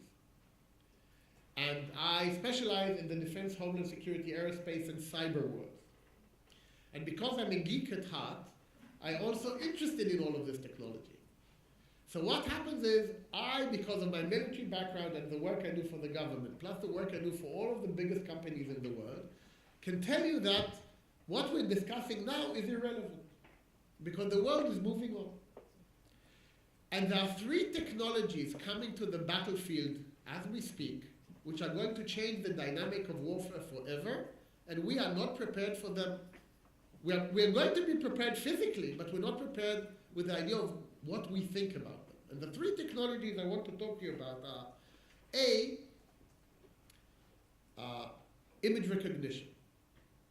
Let me explain. In the good old days, we used to sit looking at satellite pictures, and there were people who were very good at telling us that that blot on the image is actually a T-72 tank. They could understand that. I looked at it, I couldn't see a thing. But they said that's a T-72 tank, and it's actually open. How they knew that, I don't know. Today, you don't need any of these people because the satellite images are so good that you can read the number plate. But we've gone way beyond that. Today, we have the capability. And that capability is now available commercially, so you can only imagine what is available in military and other security organizations to identify people, right? Now, everyone understands face recognition. Do you really understand what face recognition means when you attach it to satellite imagery? If you can actually get a picture of a person from a satellite and you have good facial recognition and a good database, you mean you can identify where everyone is everywhere? Now, we're not there yet, but we're going to be there not very far away from now. It's difficult with satellites because it's complicated, but we don't need satellites anymore, because there are so many millions of cameras all over the world, and all of my clients do is they put up millions of more, connect them, put them up on the web, and then anyone who has the capability can log on to them and see who's going where. And so the reality is that technology has reached a stage where we can identify individuals in places where we have the technology, not in the middle of the Afghanistan steppes. No, that's not where we're going to be able to do that as easily, but the idea of identifying individuals has reached a level where it's going to be trivial. Not today, 5 years from now. The second thing is we've reached incredible accuracy levels with weapon systems. We're no longer talking about when I started in the army and I trained, the first time they sent me in the army, they made the mistake of sending me for artillery training. And we learned the accuracy of artillery back in the early 1980s. If you hit within 50 meters of the target, you were incredibly good in Israel. It's usually 200-300 meters for the first shot is a great shot. Today, 200-300 meters scatter is really, they'll fire you immediately. In fact, we're talking about weapon systems which can target specific individuals today.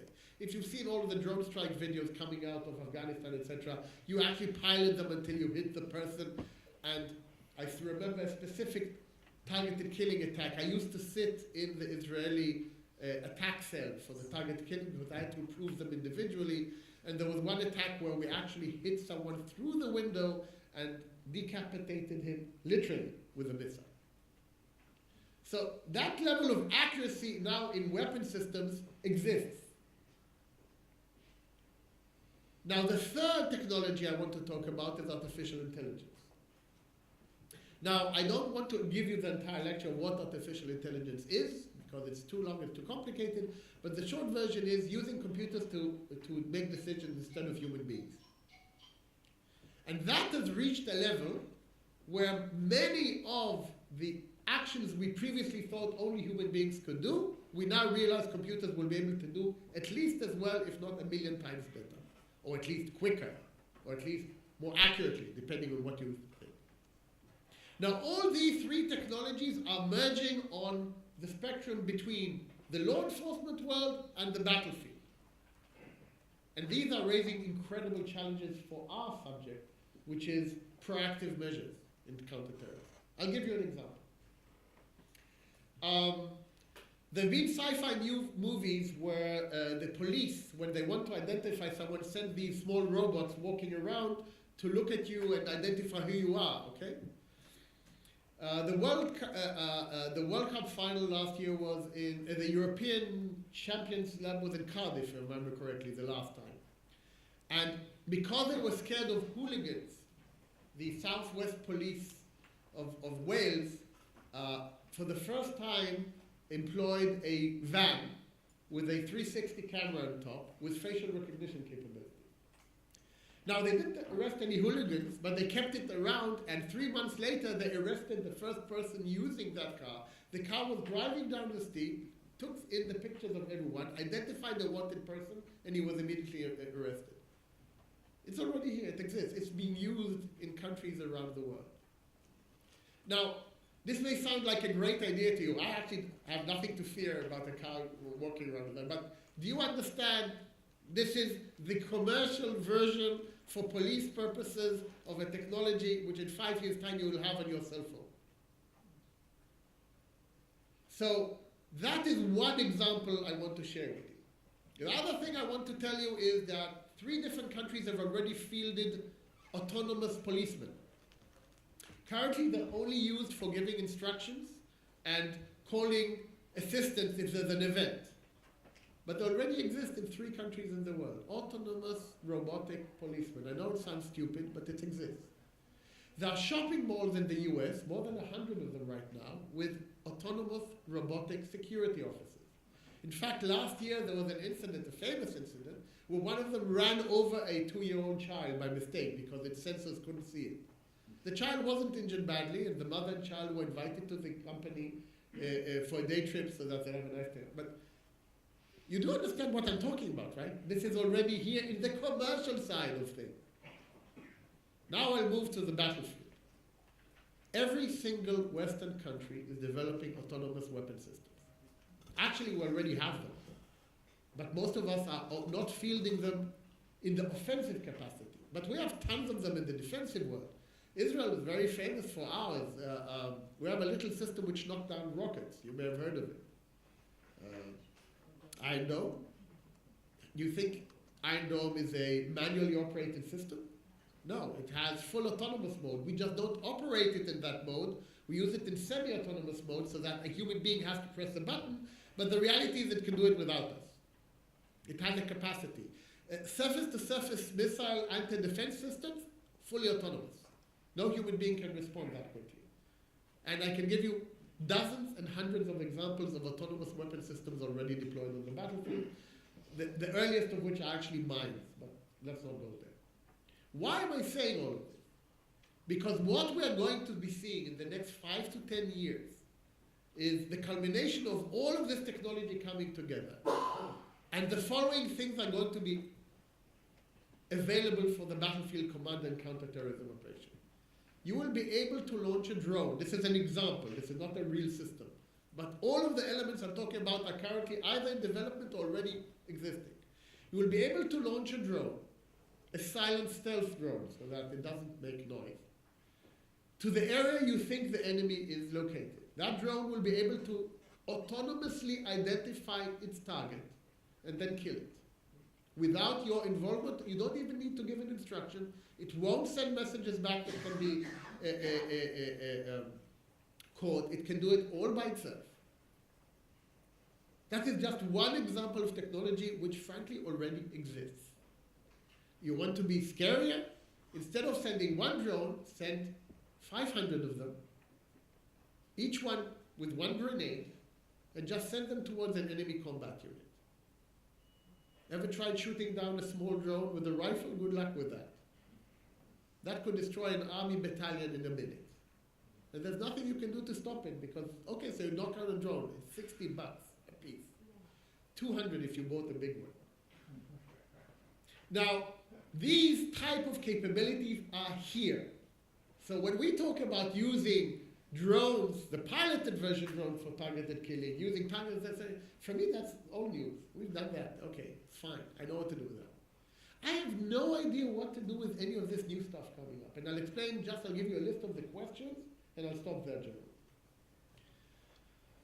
The small question in the law enforcement world is, some of us actually like the concept of privacy. Now, not everyone does, but for those who privacy is a serious issue, you do understand that the fact that the police of all over the world and the security services of the world are going to be able to know exactly where you are because we can detect your cell phone. I represent every single company which hacks into your phone. So they can do incredible stuff with your phone. And because all of us are stuck with our phones, they will know where you are, who you are at every single point in your life. And there's no way to get away from that. So that's one issue which you need to decide if you like living in a world where you do not have any more privacy. Frankly, not even in your own home if you have any IoT connected devices and if someone really wants to know what you're doing. But that's technology which is already here. In fact, we sell it. But that's the soft side. But if we go beyond that, the big questions coming in, A, if we have such accurate devices, are we required to use them? All the concept of collateral damage is based on the idea that you are attacking a legitimate target and that unfortunately, tragically, innocent people can be held can be hurt while you conduct a legitimate and fully moral attack. One of the points being raised today, and I'm hearing it from colleagues saying, well, if we have the capability to target individuals, maybe we should no longer allow collateral damage. Maybe you must use only such systems if they exist.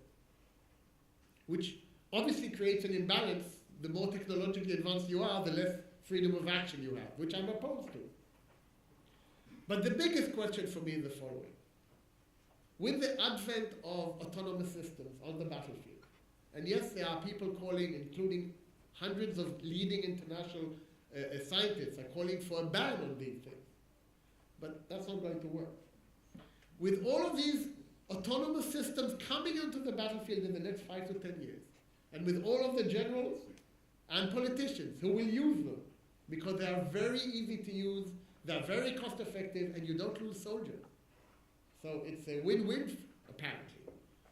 The big question we need to ask ourselves is, are we happy with the idea that this is what the next battlefield is going to look like? What are the rules that we think should apply to their use? And what are the moral dilemmas that we need to face? Oh, I know the moral dilemma. What do we think are the balancing acts we need to make before we start allowing this to happen? Because the time frame is the next 3 to 5 years, not the next 20 to 30 years.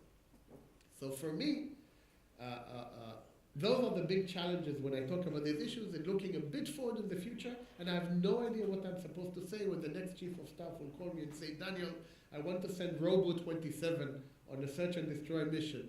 Is that anything you want to tell the robot before we send him up? Thank you very much.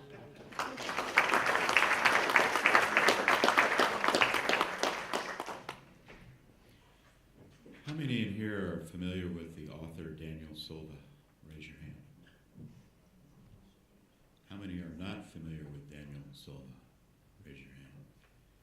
I encourage all of you who are not familiar with him to read. And I also would encourage Daniel to talk with you, Daniel, because you have given me some ideas that he could use in his future novels for his protagonist, Gabriel, who now in the series of novels heads the Israeli intelligence services. But anyway, just I was thinking about he should probably talk with you. The best part, first of all, let's give our panelists a big round of applause. Noah, how much time do we have for questions and answers? Hour and in 10 minutes, which is pretty good. So what I suggest you do, if you do have a question, direct the question directly to the panelists you would like to ask the question. If you want the whole panel to answer it, then do that too.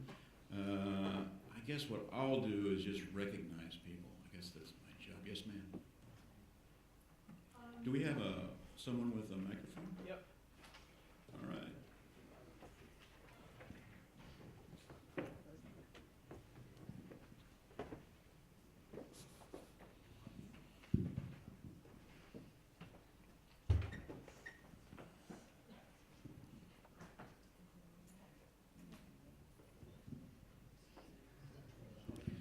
All right, this is audience participation time.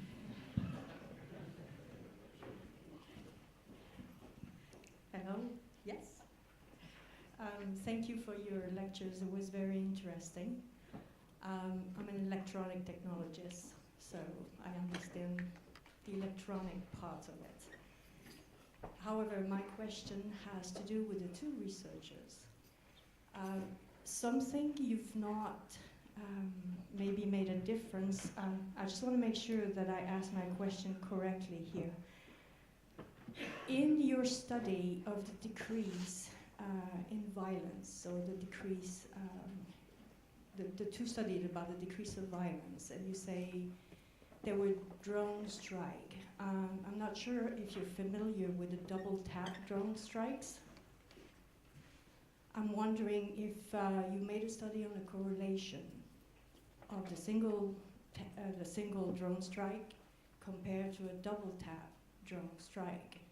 It's my belief that when you do the double tap drone strike, you not only kill the leader, but you kill the other leaders that may be coming to help out. I'm just wondering how much correlation there is between the single and a double tap, or if you studied that, or if you've never touched it. There's a microphone close to you there.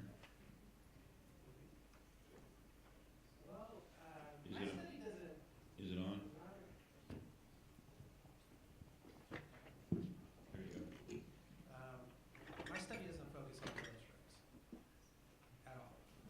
So, you know, the coding that's done in the study is broken down: assassination, arrest, and arrest and execution. The assassination could involve a variety of types of drone strikes, but usually from my understanding is that would be a small minority of those included. We're Dan? talking about top leaders of organizations, and the overwhelming number of drone strikes, specifically in places like Pakistan, Afghanistan, Yemen, Somalia, etc., are done at mid-level operatives, not top leaders. Daniel? I'm not one of the researchers, but I wanted to share an anecdote with you on your question. When we started with targeted killing, we actually used primarily aircraft. And we noticed that we had a chain of incidents in Gaza with a large number of civilian casualties. By the way, the more we became experienced, the lower the number of civilian casualties became, until we reached a ratio of less than one civilian casualty per attack, which we thought was quite good. But we had a very high number in Gaza in this chain of incidents. And we didn't understand why we had such a high number, because operations had been planned carefully so that the civilian population would not be in the area of the attack. And we later discovered that it was because there was a double tap. The aircraft fired twice.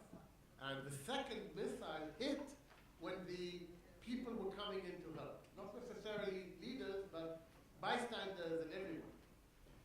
And we asked, why was there a double tap? Because we'd never proved it. And it turns out that the Israeli Air Force pilots had been trained in combat, that when you have a target, you have to make sure it's destroyed, so you send the second missile after 10, 15 seconds.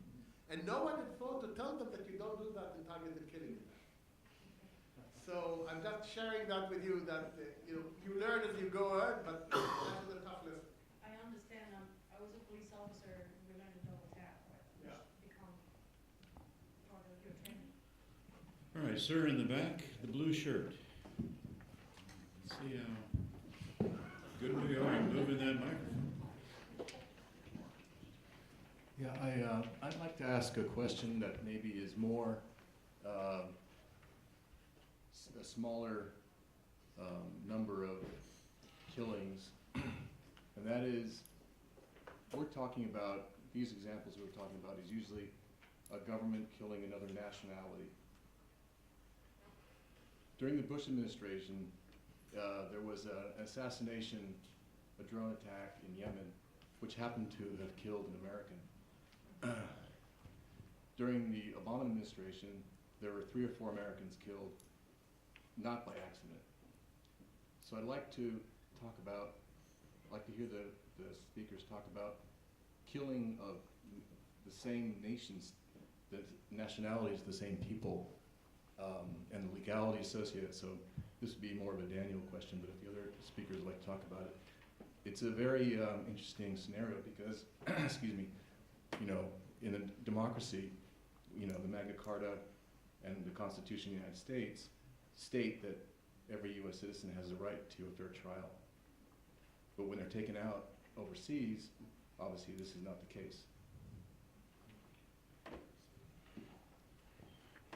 From the Israeli perspective, as I said, we came up with specific conditions for targeted killing. We never actually said that you can't target an Israeli, but the conditions are such that targeting an Israeli is impossible if you look at them in combination, because you can only target outside Israel, in areas where Israel has no security control. So when you add all of them, and you need a specific approval of the Prime Minister or Minister of Defense for each name on the list. So when you go through all of that before you hit the legal hurdle, procedurally it can't happen.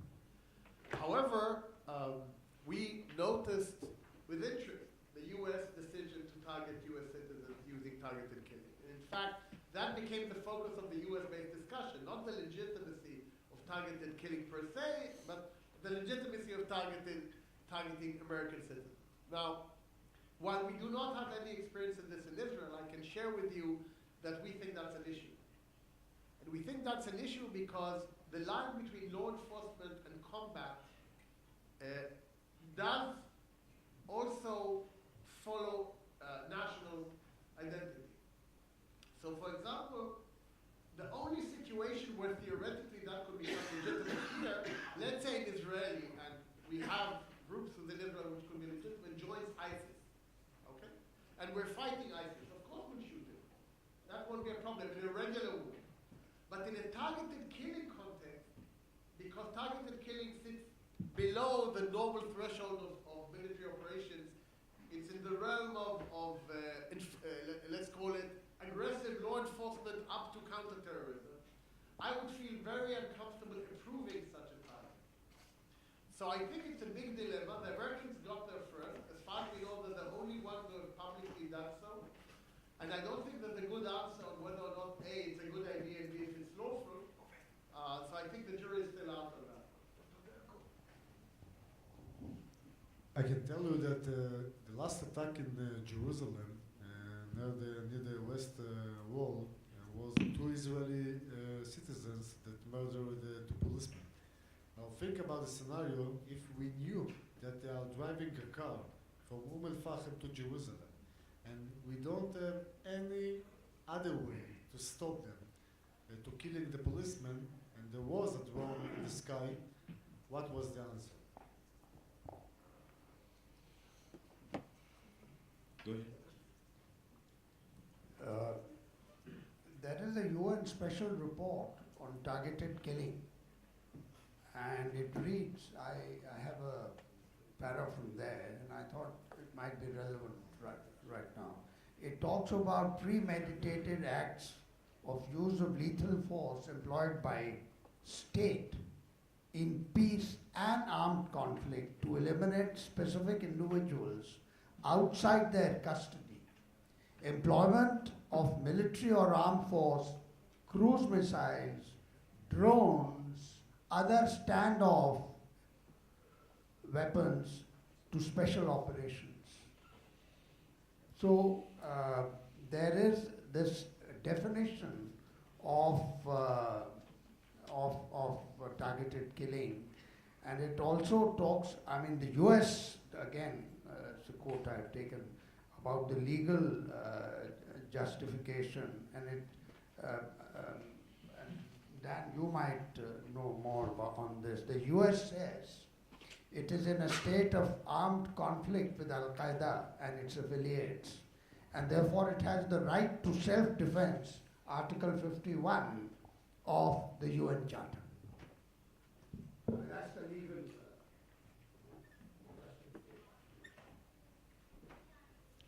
The United States has also declared in the Trump administration Yemen and Somalia as war zones, which under Title 10 give them more authority for this type of operation. Yes, sir. Oh, you already have the microphone. Well Okay. done. My question is not directly linked to the targeted killings, but general operations of the counter-terrorism. So I'm an ambassador of Myanmar, now formerly known as Burma, but it's really pronounced as Burma. Now our country is now very famous and in the media world. Last month, on 25th early mornings, there's a direct attacks happened in northern part of the Rakhine State, border of Bangladesh. The terrorist attack are very organized nature. They attack 30 security posts, including border guard, and also one military headquarters. But the regiments, the soldiers are in the operation areas. The regiment headquarters is at the time only the family members. They attack synchronously and organizedly and kill our security forces and also the family members. And not only on the security forces, they kill the civilian people. Some are our ethnic groups, and also the Hindu faith. Some people also the Hindu faith, and also they kill most of the civilian people. The terrorists are organized in the maybe more than 1,000 people, some attack. Involved, maybe some children are also involved in this kind of attacks. These people are Muslim faiths, okay? They are not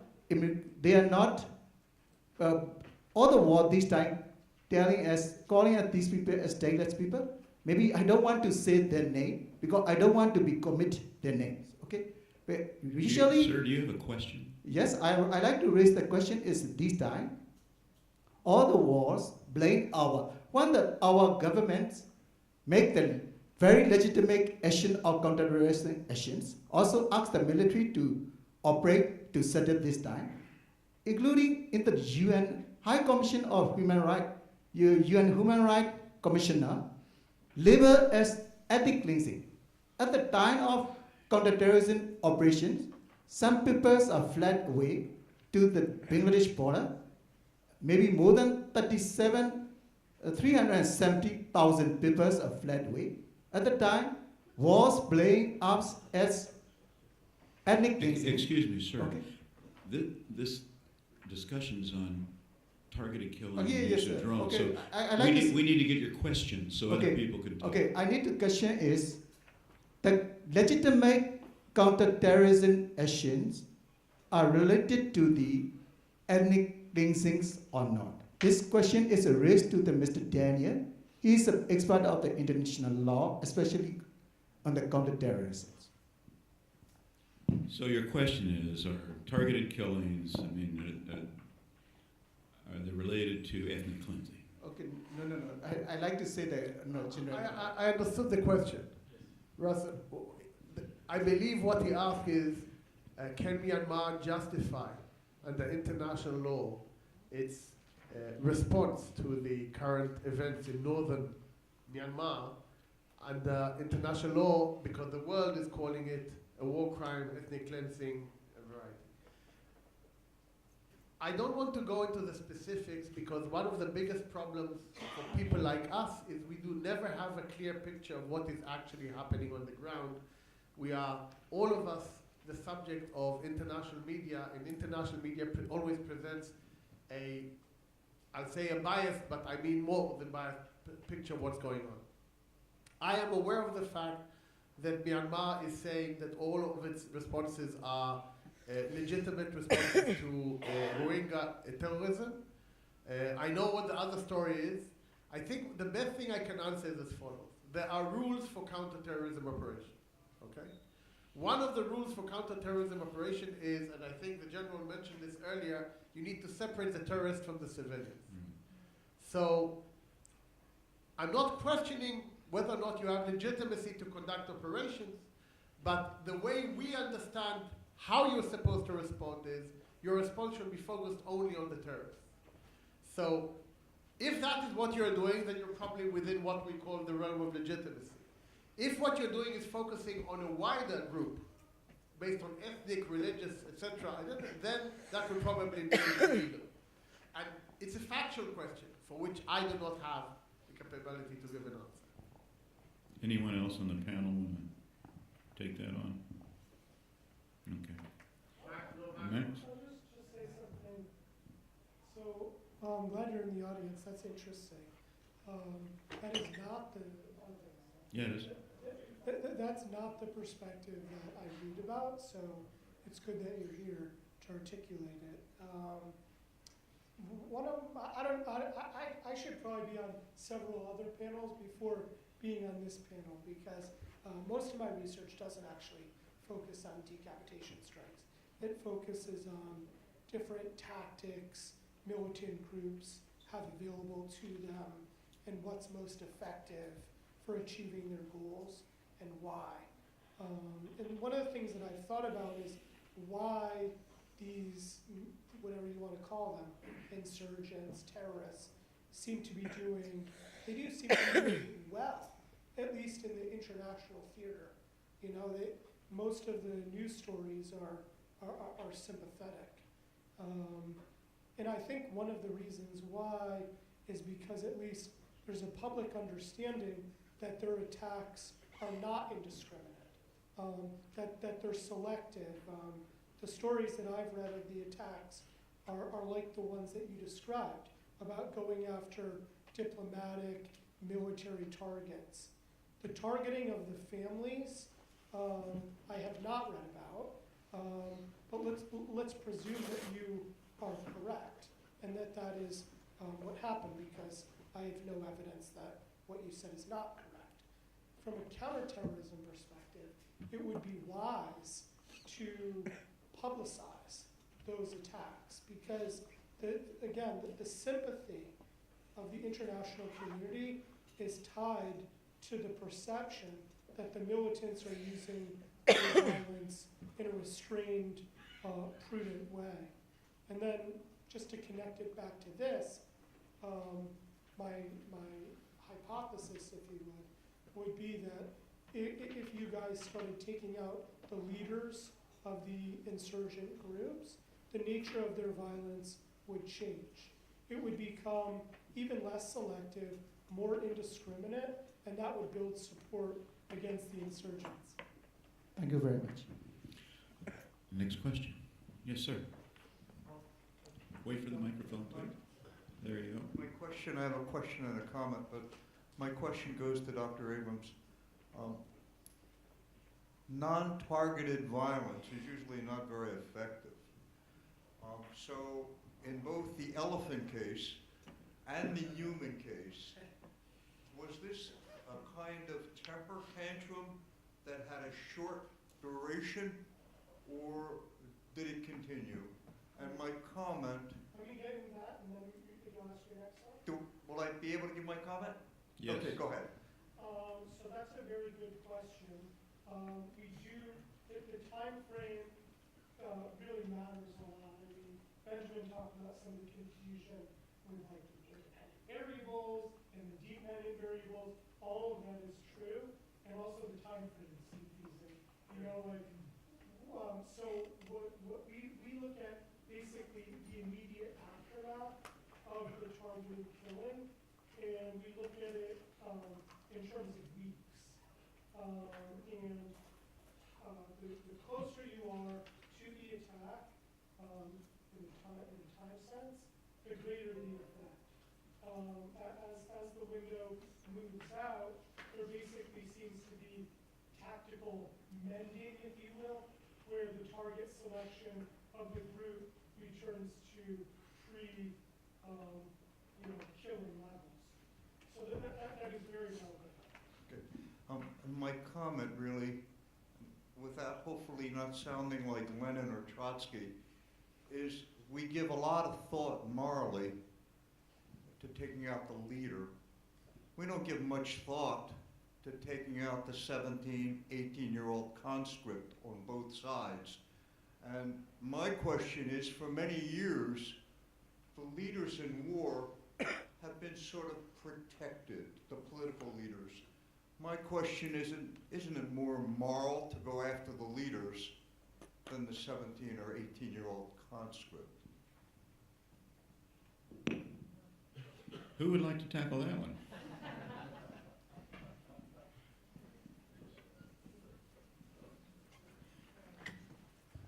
I see myself as a scientist, so I redirect all questions about morality to philosophers. I direct all those questions to lawyers. Oh. I'm not sure you're going to get an answer here, sir. I'm sorry. Next question. In the back. Again.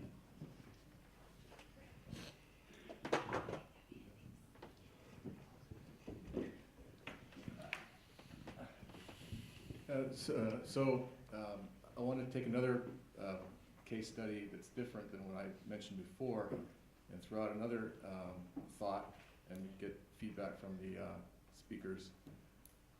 So many of these drone operations are conducted in other countries. You know, country A is using a system over country B to conduct operations. And usually those two countries are at some kind of a conflict scenario, as the general mentioned, Yemen being declared a combat zone. But if we extend this idea in the future, what is to stop a country, maybe not a Western country, it could be Iran or anybody, from using the same kinds of mechanisms to kill their enemies?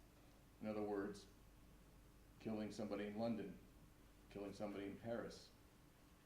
The Iranians have assassinated some of their opposition in the United States.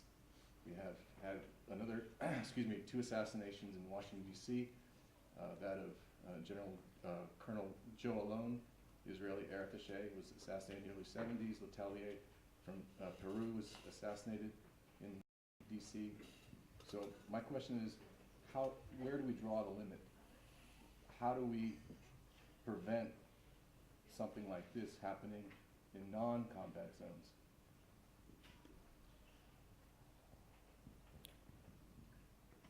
I think we can't.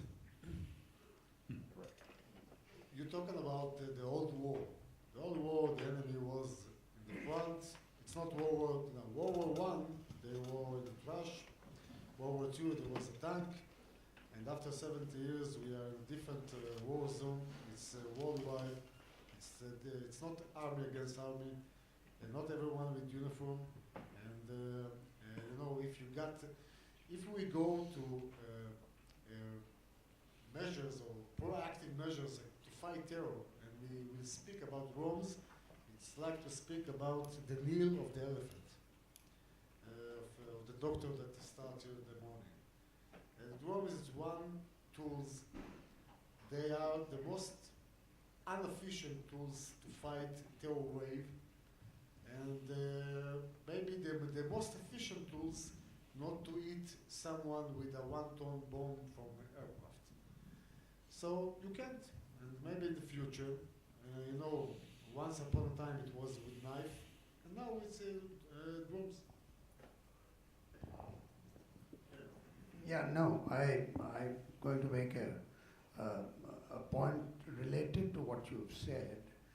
I was reading a commentary the other day that the use of these drones in areas of conflict, which is outside domestic terrorism. In other words, the Americans are not using these drones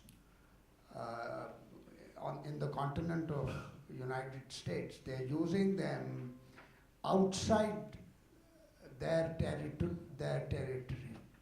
And the question being asked is that this technology is available with the Chinese, this technology is available with the Russians, this technology is available with the British, and Israelis. So in order of the proficiency in the adaptation of that technology, it's the US, the Israelis, and probably the Chinese are now manufacturing, as somebody said, drones which can be armed with sniper rifles, with grenades, which cost as little as $200.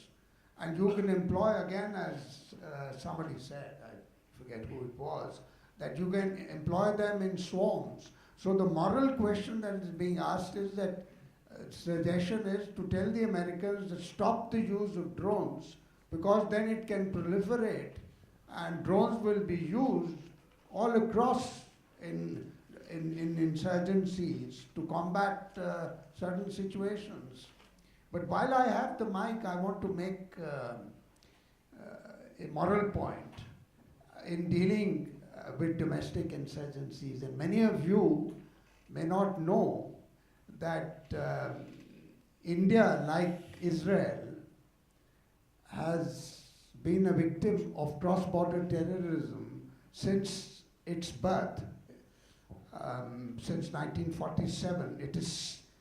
We are struck by cross-border terrorism from across the waters, the Mumbai attack, constantly in Kashmir since 1947, that hasn't ceased happening, and from all borders, whether it's through Nepal or Sri Lanka or from the east. But the government of India deals with domestic terrorism with strategic restraint as the defining feature on the use of force. Again, as I said, that not many of you will know that in its counter-terrorism response or counter-insurgency response, there is no use of heavy weapons. There is no use of artillery. There is no use of fighter aircraft. There is no use of helicopter gunships. Tell me of another country that deals with terrorism. And at this point, it's on the use of force. And so, in combating, and by the way, the philosophical logic is that we are dealing with our own people. These are people who, I'm talking of domestic terrorism. I'm not talking about the United States or the United Kingdom bombing the hell out of the Iraqis or the Syrians. They don't use aircraft in the United Kingdom. Not anymore. So I think there is this larger moral point where you can counter terrorism with proportionate force, not minimum force, but proportionate force in good faith. And that the Indian Army and the Indian military has used that code of conduct and that quantum of force which is proportionate to. Although in cross-border terrorism, a lot of people are not my own people. They are coming, they are from a neighboring country, nationals of that country coming into my territory, which yes is disputed, but they are not Indian nationals. So I could, if I wanted to, use force of the caliber that is used elsewhere, because I'm not using them if I'm going to use an argument about my own people. So I just thought I'd bring this point out. We have drones, by the way, but they are unarmed drones. We have only unarmed drones, so we haven't sought armed drones so far.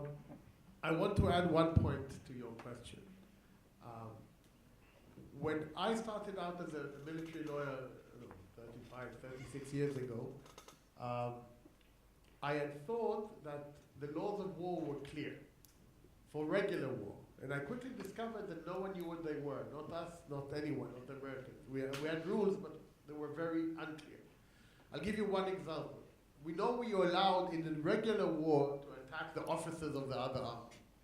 But then I was asked a question, let's assume Israel is at war with an enemy country, and a high-ranking officer of that country is now going to the US Academy in the US and is studying there. Can we kill him there when we're at war? And the answer is we don't have a clue. There's no answer to this anywhere. We don't know. And that raises the question of where is the battlefield and does it have any relevance? And we don't know. There's no answer in international law to that question. The good news or the bad news is the question is no longer relevant. Why? Because the battlefield today is global. So today what happens, especially when we remember that in addition to kinetic warfare, we now have cyber warfare, the relevance of national borders is decreasing, not increasing. And so I think that you are absolutely right, that we should expect that one of the other phenomena that we will see in the next 15, 20 years, that wars will not distinguish between national boundaries. The US started it with drone strikes in other places, but it's going to go all over the place. And we need to realize that, and I think you are right, there's nothing we can do to stop it, because technology will enable you to do it, politics will justify it, and so I don't see anyone really stopping at the border and saying, oh, I'm sorry, I don't want to do it here because it's in another country, even a friendly country. And especially if you can get away with it without people actually knowing who it was behind it, which is becoming more and more true in military attacks.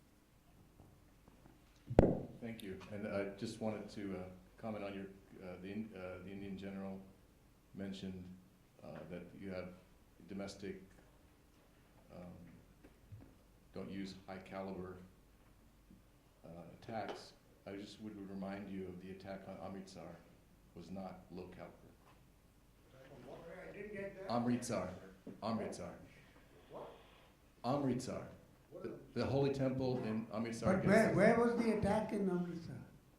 Against the Sikhs. The Golden Temple. Yeah. Use of a BMP. Okay. One BMP, quite right. How many people want to ask questions here? I got to move my microphone around, okay? First in the back, and then we'll come down here, okay? All right, I guess this is a question mainly for Daniel, because of some of the trend line that you were talking about as we moved on a minute ago. So just this whole discussion, target killings, drone strikes, it seems to me that a lot of this effort came out of, so the U.S. has been talking for years about this third offset. The second offset was about precision targeting. And that kind of moved into the covert world, which kind of ended up in this discussion today. My concern though is I teach strategy, I'm a former military officer, and I'm interested in emerging technologies and their implications. And I know that you mentioned a couple of them, but my concern here with this discussion is to kind of move beyond the today. So I know that the general spent most of his career a little bit earlier than mine dealing with a lot of this stuff on the covert side. My question about these emerging technologies that you started to mention, so you mentioned some about computing technologies, AI, this sort of thing, but could it be that we're reaching an inflection point where the targeting piece becomes much, much more ominous? And I asked a question yesterday in another group about genetics and biological targeting, and someone came up to me afterwards and said basically they didn't really feel like that was possible, although genetic manipulation, things like CRISPR and these sort of things, could take a very, very ugly turn if the computing power and the market and genome becomes sophisticated enough that various groups can do this sort of thing. Do you lose sleep over this asset of going away from precision back to large-scale targeting, killing on the genetic side? Specifically on genetics, no, because we're not there yet. I said yet. The problem is that every science fiction movie I see, one of the companies I advise says, yep, we've got that. So, I mean, 20 years ago, if you told me about a handgun which would only work in the hands of a certain operator, I'd said, I've read the book, it's a science fiction book, but now, you know, can buy them in the US off the shelf. We don't have them in armies yet, but we will. Certain armies, I won't mention, are now going into the wonderful world of biogenetic enhancement. The US is actually the leading country in that in the world, and they're using all sorts of interesting technologies, injecting chips into US Navy SEALs to try to improve their capability. The idea is that you inject people with, let's say, small packets inside the body which can release certain drugs in certain situations, which will give you either pain reduce pain, or give you adrenaline boost when required. So all of these things, which I thought were part of, you know, movies, are now actually DARPA projects. Okay, so I am concerned that technology is running way faster than human decision making and morality. And I'm seeing it more and more when I have people coming up with items I am not comfortable assisting them with. I had one incident in my office, I won't go into detail. I got a young computer programmer walk into my room, and I get a dozen a week, right? And most of them are people who actually served in the elite IDF cyber units. So they came up with all of these cutting-edge technology. Now they want to commercialize. And he shows me what he has and what he wants to commercialize, and I said, you can't sell that. It's going to be a game changer for the planet. I don't think it should be out there. And he was asking me if we should put it on the iTunes store. So the reality is that I think technology is running in a direction we do not currently fully understand, and we're not prepared for morally or legally for, and I don't know how to stop it. So I lose sleep over that, but not specifically over the genetic side, because I haven't seen us getting close to that yet. But I have seen work on personal identification using biological needs for airport security, for example. So I've seen companies getting close to it, and probably next conference in 5-10 years, I'll be laughing with you and saying, oh, we have that. This young lady first, then you, and then you, okay? And then I think it's going to be about time to go. We have a half hour? Holy cow, okay. You're it, sir. Oh, this, right down here.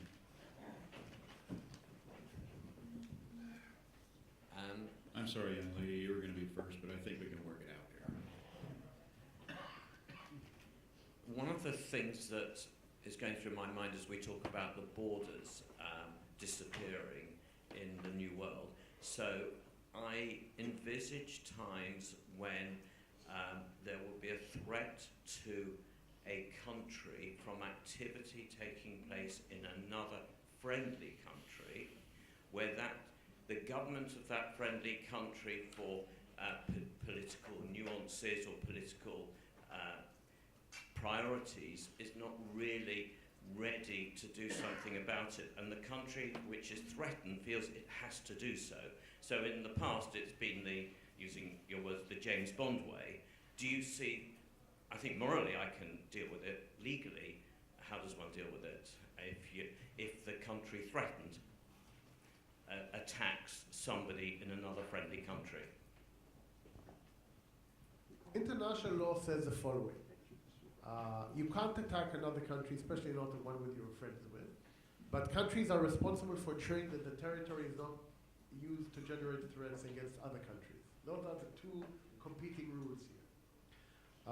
There are numerous examples of the situation you described occurring in real life.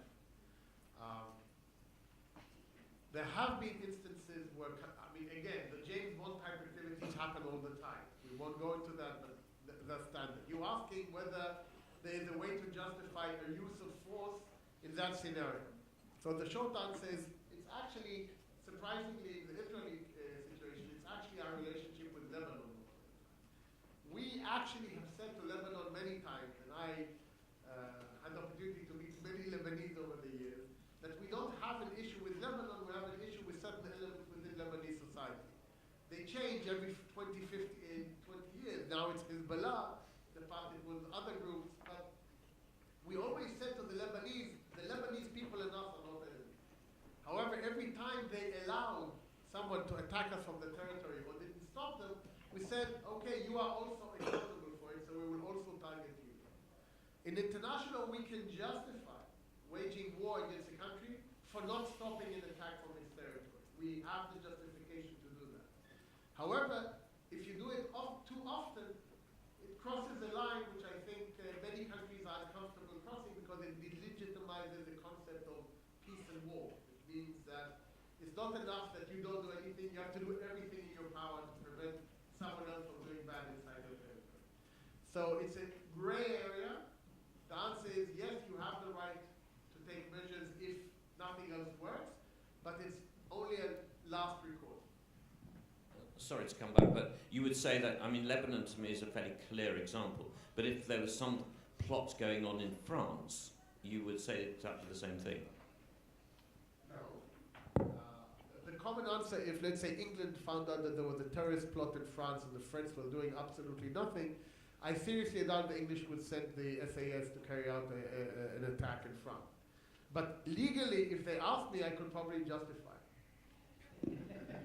But last year the simulation exercise, or was it the year before last, the simulation exercise, which was done here at ICT, was about foreign fighters who were returning to Belgium, who later carried out the attack, but much later. Would they be targeted near Raqqa or wherever they were? And the Prime Minister of the simulated exercise, Brian Jenkins, or was he the president? I can't remember, because he's changing roles so frequently, that they disallowed the use for the reasons that you mentioned. But I think I want to raise a bigger issue.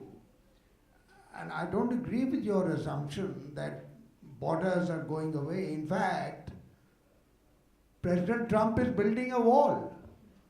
The Israelis are building a 30-foot underground wall in Gaza. We are building a fence, we have built a fence in Kashmir. So rather than borders disappearing, borders are coming back. The question of sovereignty, territorial integrity is very much a phenomenon which is coming back. The right-wing forces have ensured that.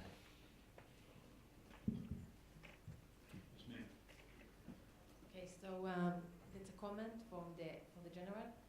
I think the major dilemma during war is being effective on the one hand, while being morally and follow the rules of engagement, and etc. Now, for example, you said that India, you didn't use artillery or drones or things like that, but the Tamil Tigers, for example, they killed an Indian prime minister. So you hadn't been that effective. What do you think is more important?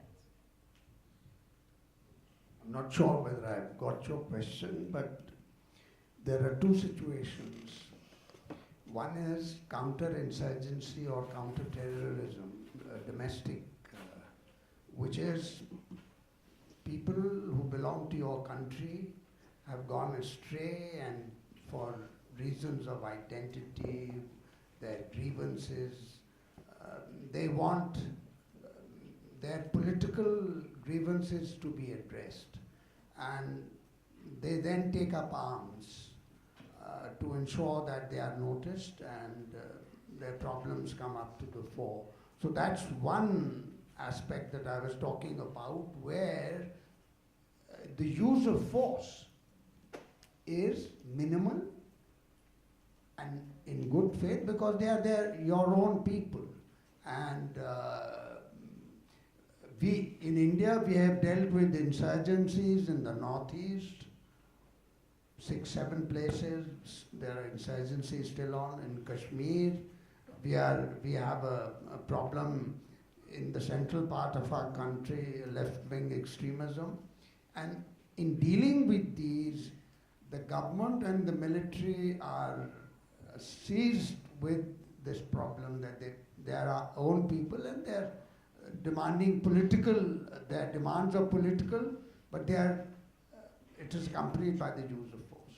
But when you talk of war is quite different. We have fought wars with Pakistan, 3.5 wars. We have fought war with China.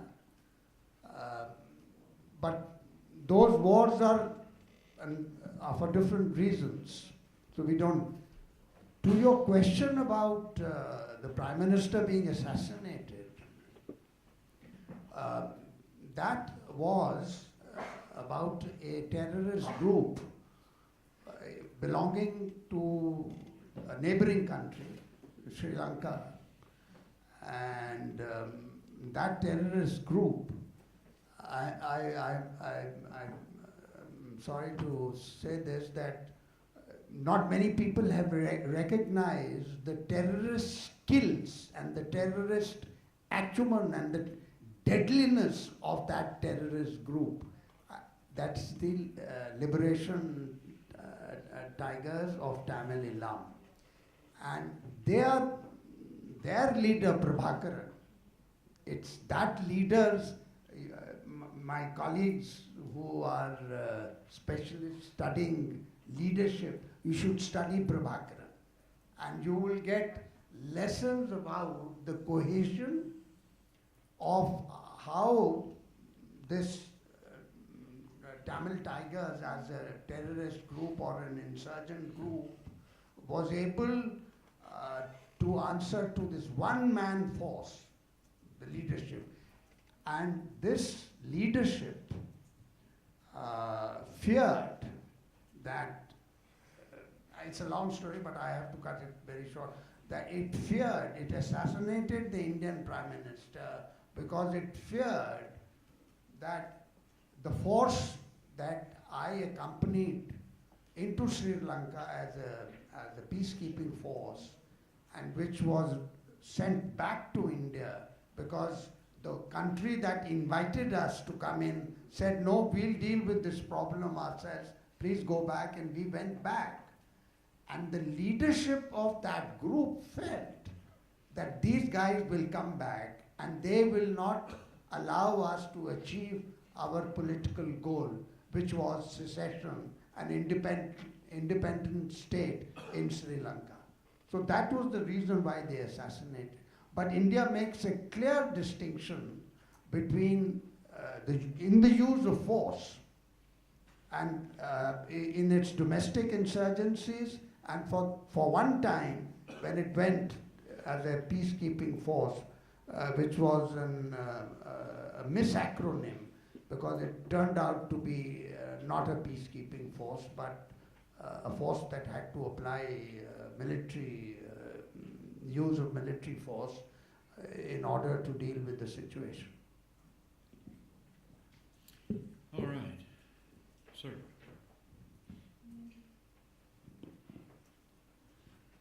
I have a question for Brigadier General Oren Avman.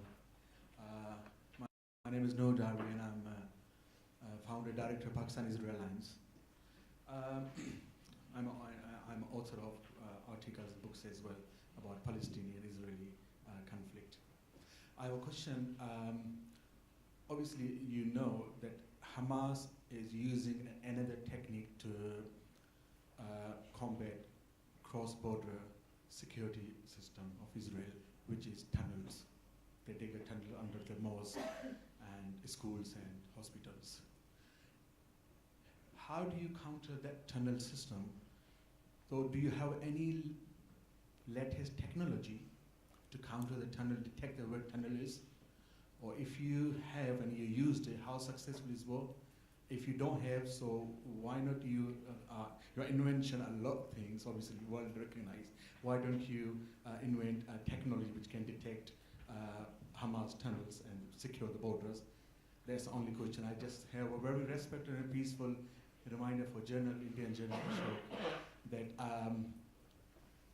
cross-border issue is problems of both countries. Pakistan has suffered cross-border terrorism as well since 9/11, and it lost 100,000 civilians, including 10,000 army personnel from soldier to general, and world recognize their sacrifices. So I think we can work both countries to counter the terrorism rather than counter the countries. Thank you very much. Okay, for sure I will not give the answer, although even I knew the answer this forum. But that's right. Underground facilities, it's not new. We had this challenge of underground facility, in Korea during the 50s. The Americans deal with it, and Vietnam, and many other places. So it's a tactical, it's not strategic problem, it's tactical. It's become strategic like the wall that we talk about now, the underground. It's a tactical solution to solve, not to reach a strategic problem. So the underground facilities, it's one of the challenges, it's not the main challenge.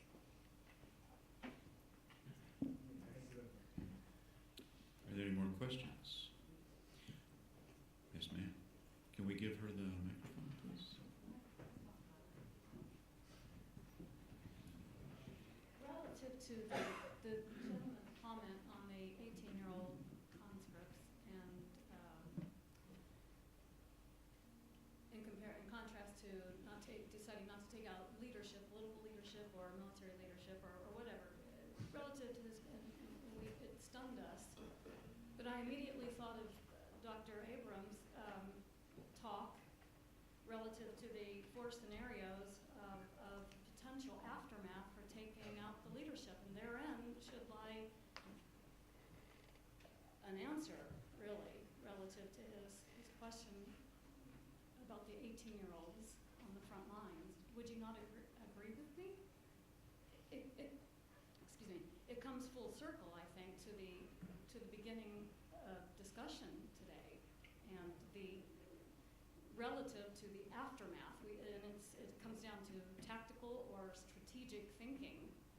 Do you know where I'm going with this? I mean, when people think of decapitation strikes, and they want to hear people speak about this, the first thing they want to know is, like, should we do it? Unfortunately, that's not really the essence of where my research is. We've talked a lot about the moral basis of doing stuff. We the two of us for sure, don't really get into that.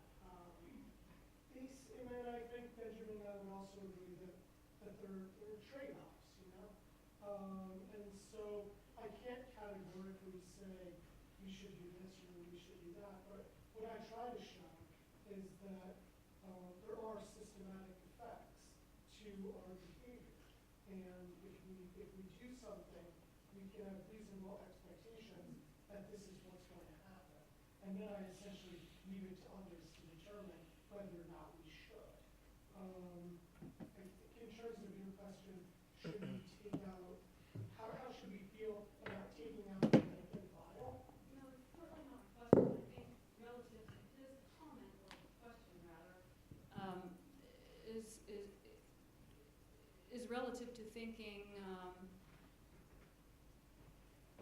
as far as tactics, as far as strategy, and forecasting the long-term, or the short-term, or the long-term implications. And it reminded me of your lecture, of your presentation. presentation and the scenarios to consider what the consequential aftermath might or might not be. Letting the young people on the front line take the hit, or what's the aftermath with taking out the big guy, the leadership. I guess it all. Could you maybe frame that in a question where you have a little better way of answering? I tried to write it down. Relative to the 18-year-olds and the targeted killings at the leadership level, it highlights the difference between tactical and strategic operations. And I stress strategic. It's all relative to consequential aftermath in the strategic planning. I don't know. I'd have to. Let's say Relative to when I say the consequential aftermath, it's what we talked about in the beginning of this presentation, is the increased violence. What will the aftermath be? Are we going to take out the leadership? But I mean, I think I think it's still relevant to trying to answer the gentleman's. It's an important piece to take into account, because I'm not really I'm not a hard opponent of targeted killings, but I do understand that there can be negative repercussions that a lot of people don't understand, in the sense that the leadership tends to be a restraining factor, and when lower level members are empowered, typically what we see is a rise in attack against civilian targets. And so we need to, it would be nice if we took that into account. Well, and that's what I'm saying. The question begs us to consider strategy, and whether it's short, long term, and what are the after effects. Can a practitioner attempt, or is it restricted to the academic? Can I get in? Jump in? The only thing, General, the only thing between lunch and this group Well, is you. I'll take all of 30 minutes. I'll take all of 30 minutes to answer that. You see, I think we are addressing, as a practitioner, we are addressing the problem at two ends. One is the leadership, and one is at the rank and file. The aim of the military, the kinetic part, the counter-terrorism part, is to reduce the terrorist population. If it is 3,000, you bring it down to as low as possible. Simultaneously, you are also targeting the leadership. The consequences of decapitating leadership, as we have, can either be positive or negative. In some cases, it is positive. There is disruption in the leadership, so there is a temporary glitch. But eventually, as we have seen in Afghanistan, Taliban, or in Kashmir, there is a leadership hierarchy. It's like you move up, you're a number one, so you get a number two come up. But there is a disruption that takes place during that time. So you cannot, that in this business, in the military, in the kinetic part, you are eliminating, you are salami slicing at both ends. You are getting at the leadership from the top, because leadership is so highly protected. I'll give you an example of when we were going for the gentleman, certainly not a gentleman, the barbarian Prabhakaran. He had 3 or 4 levels of security.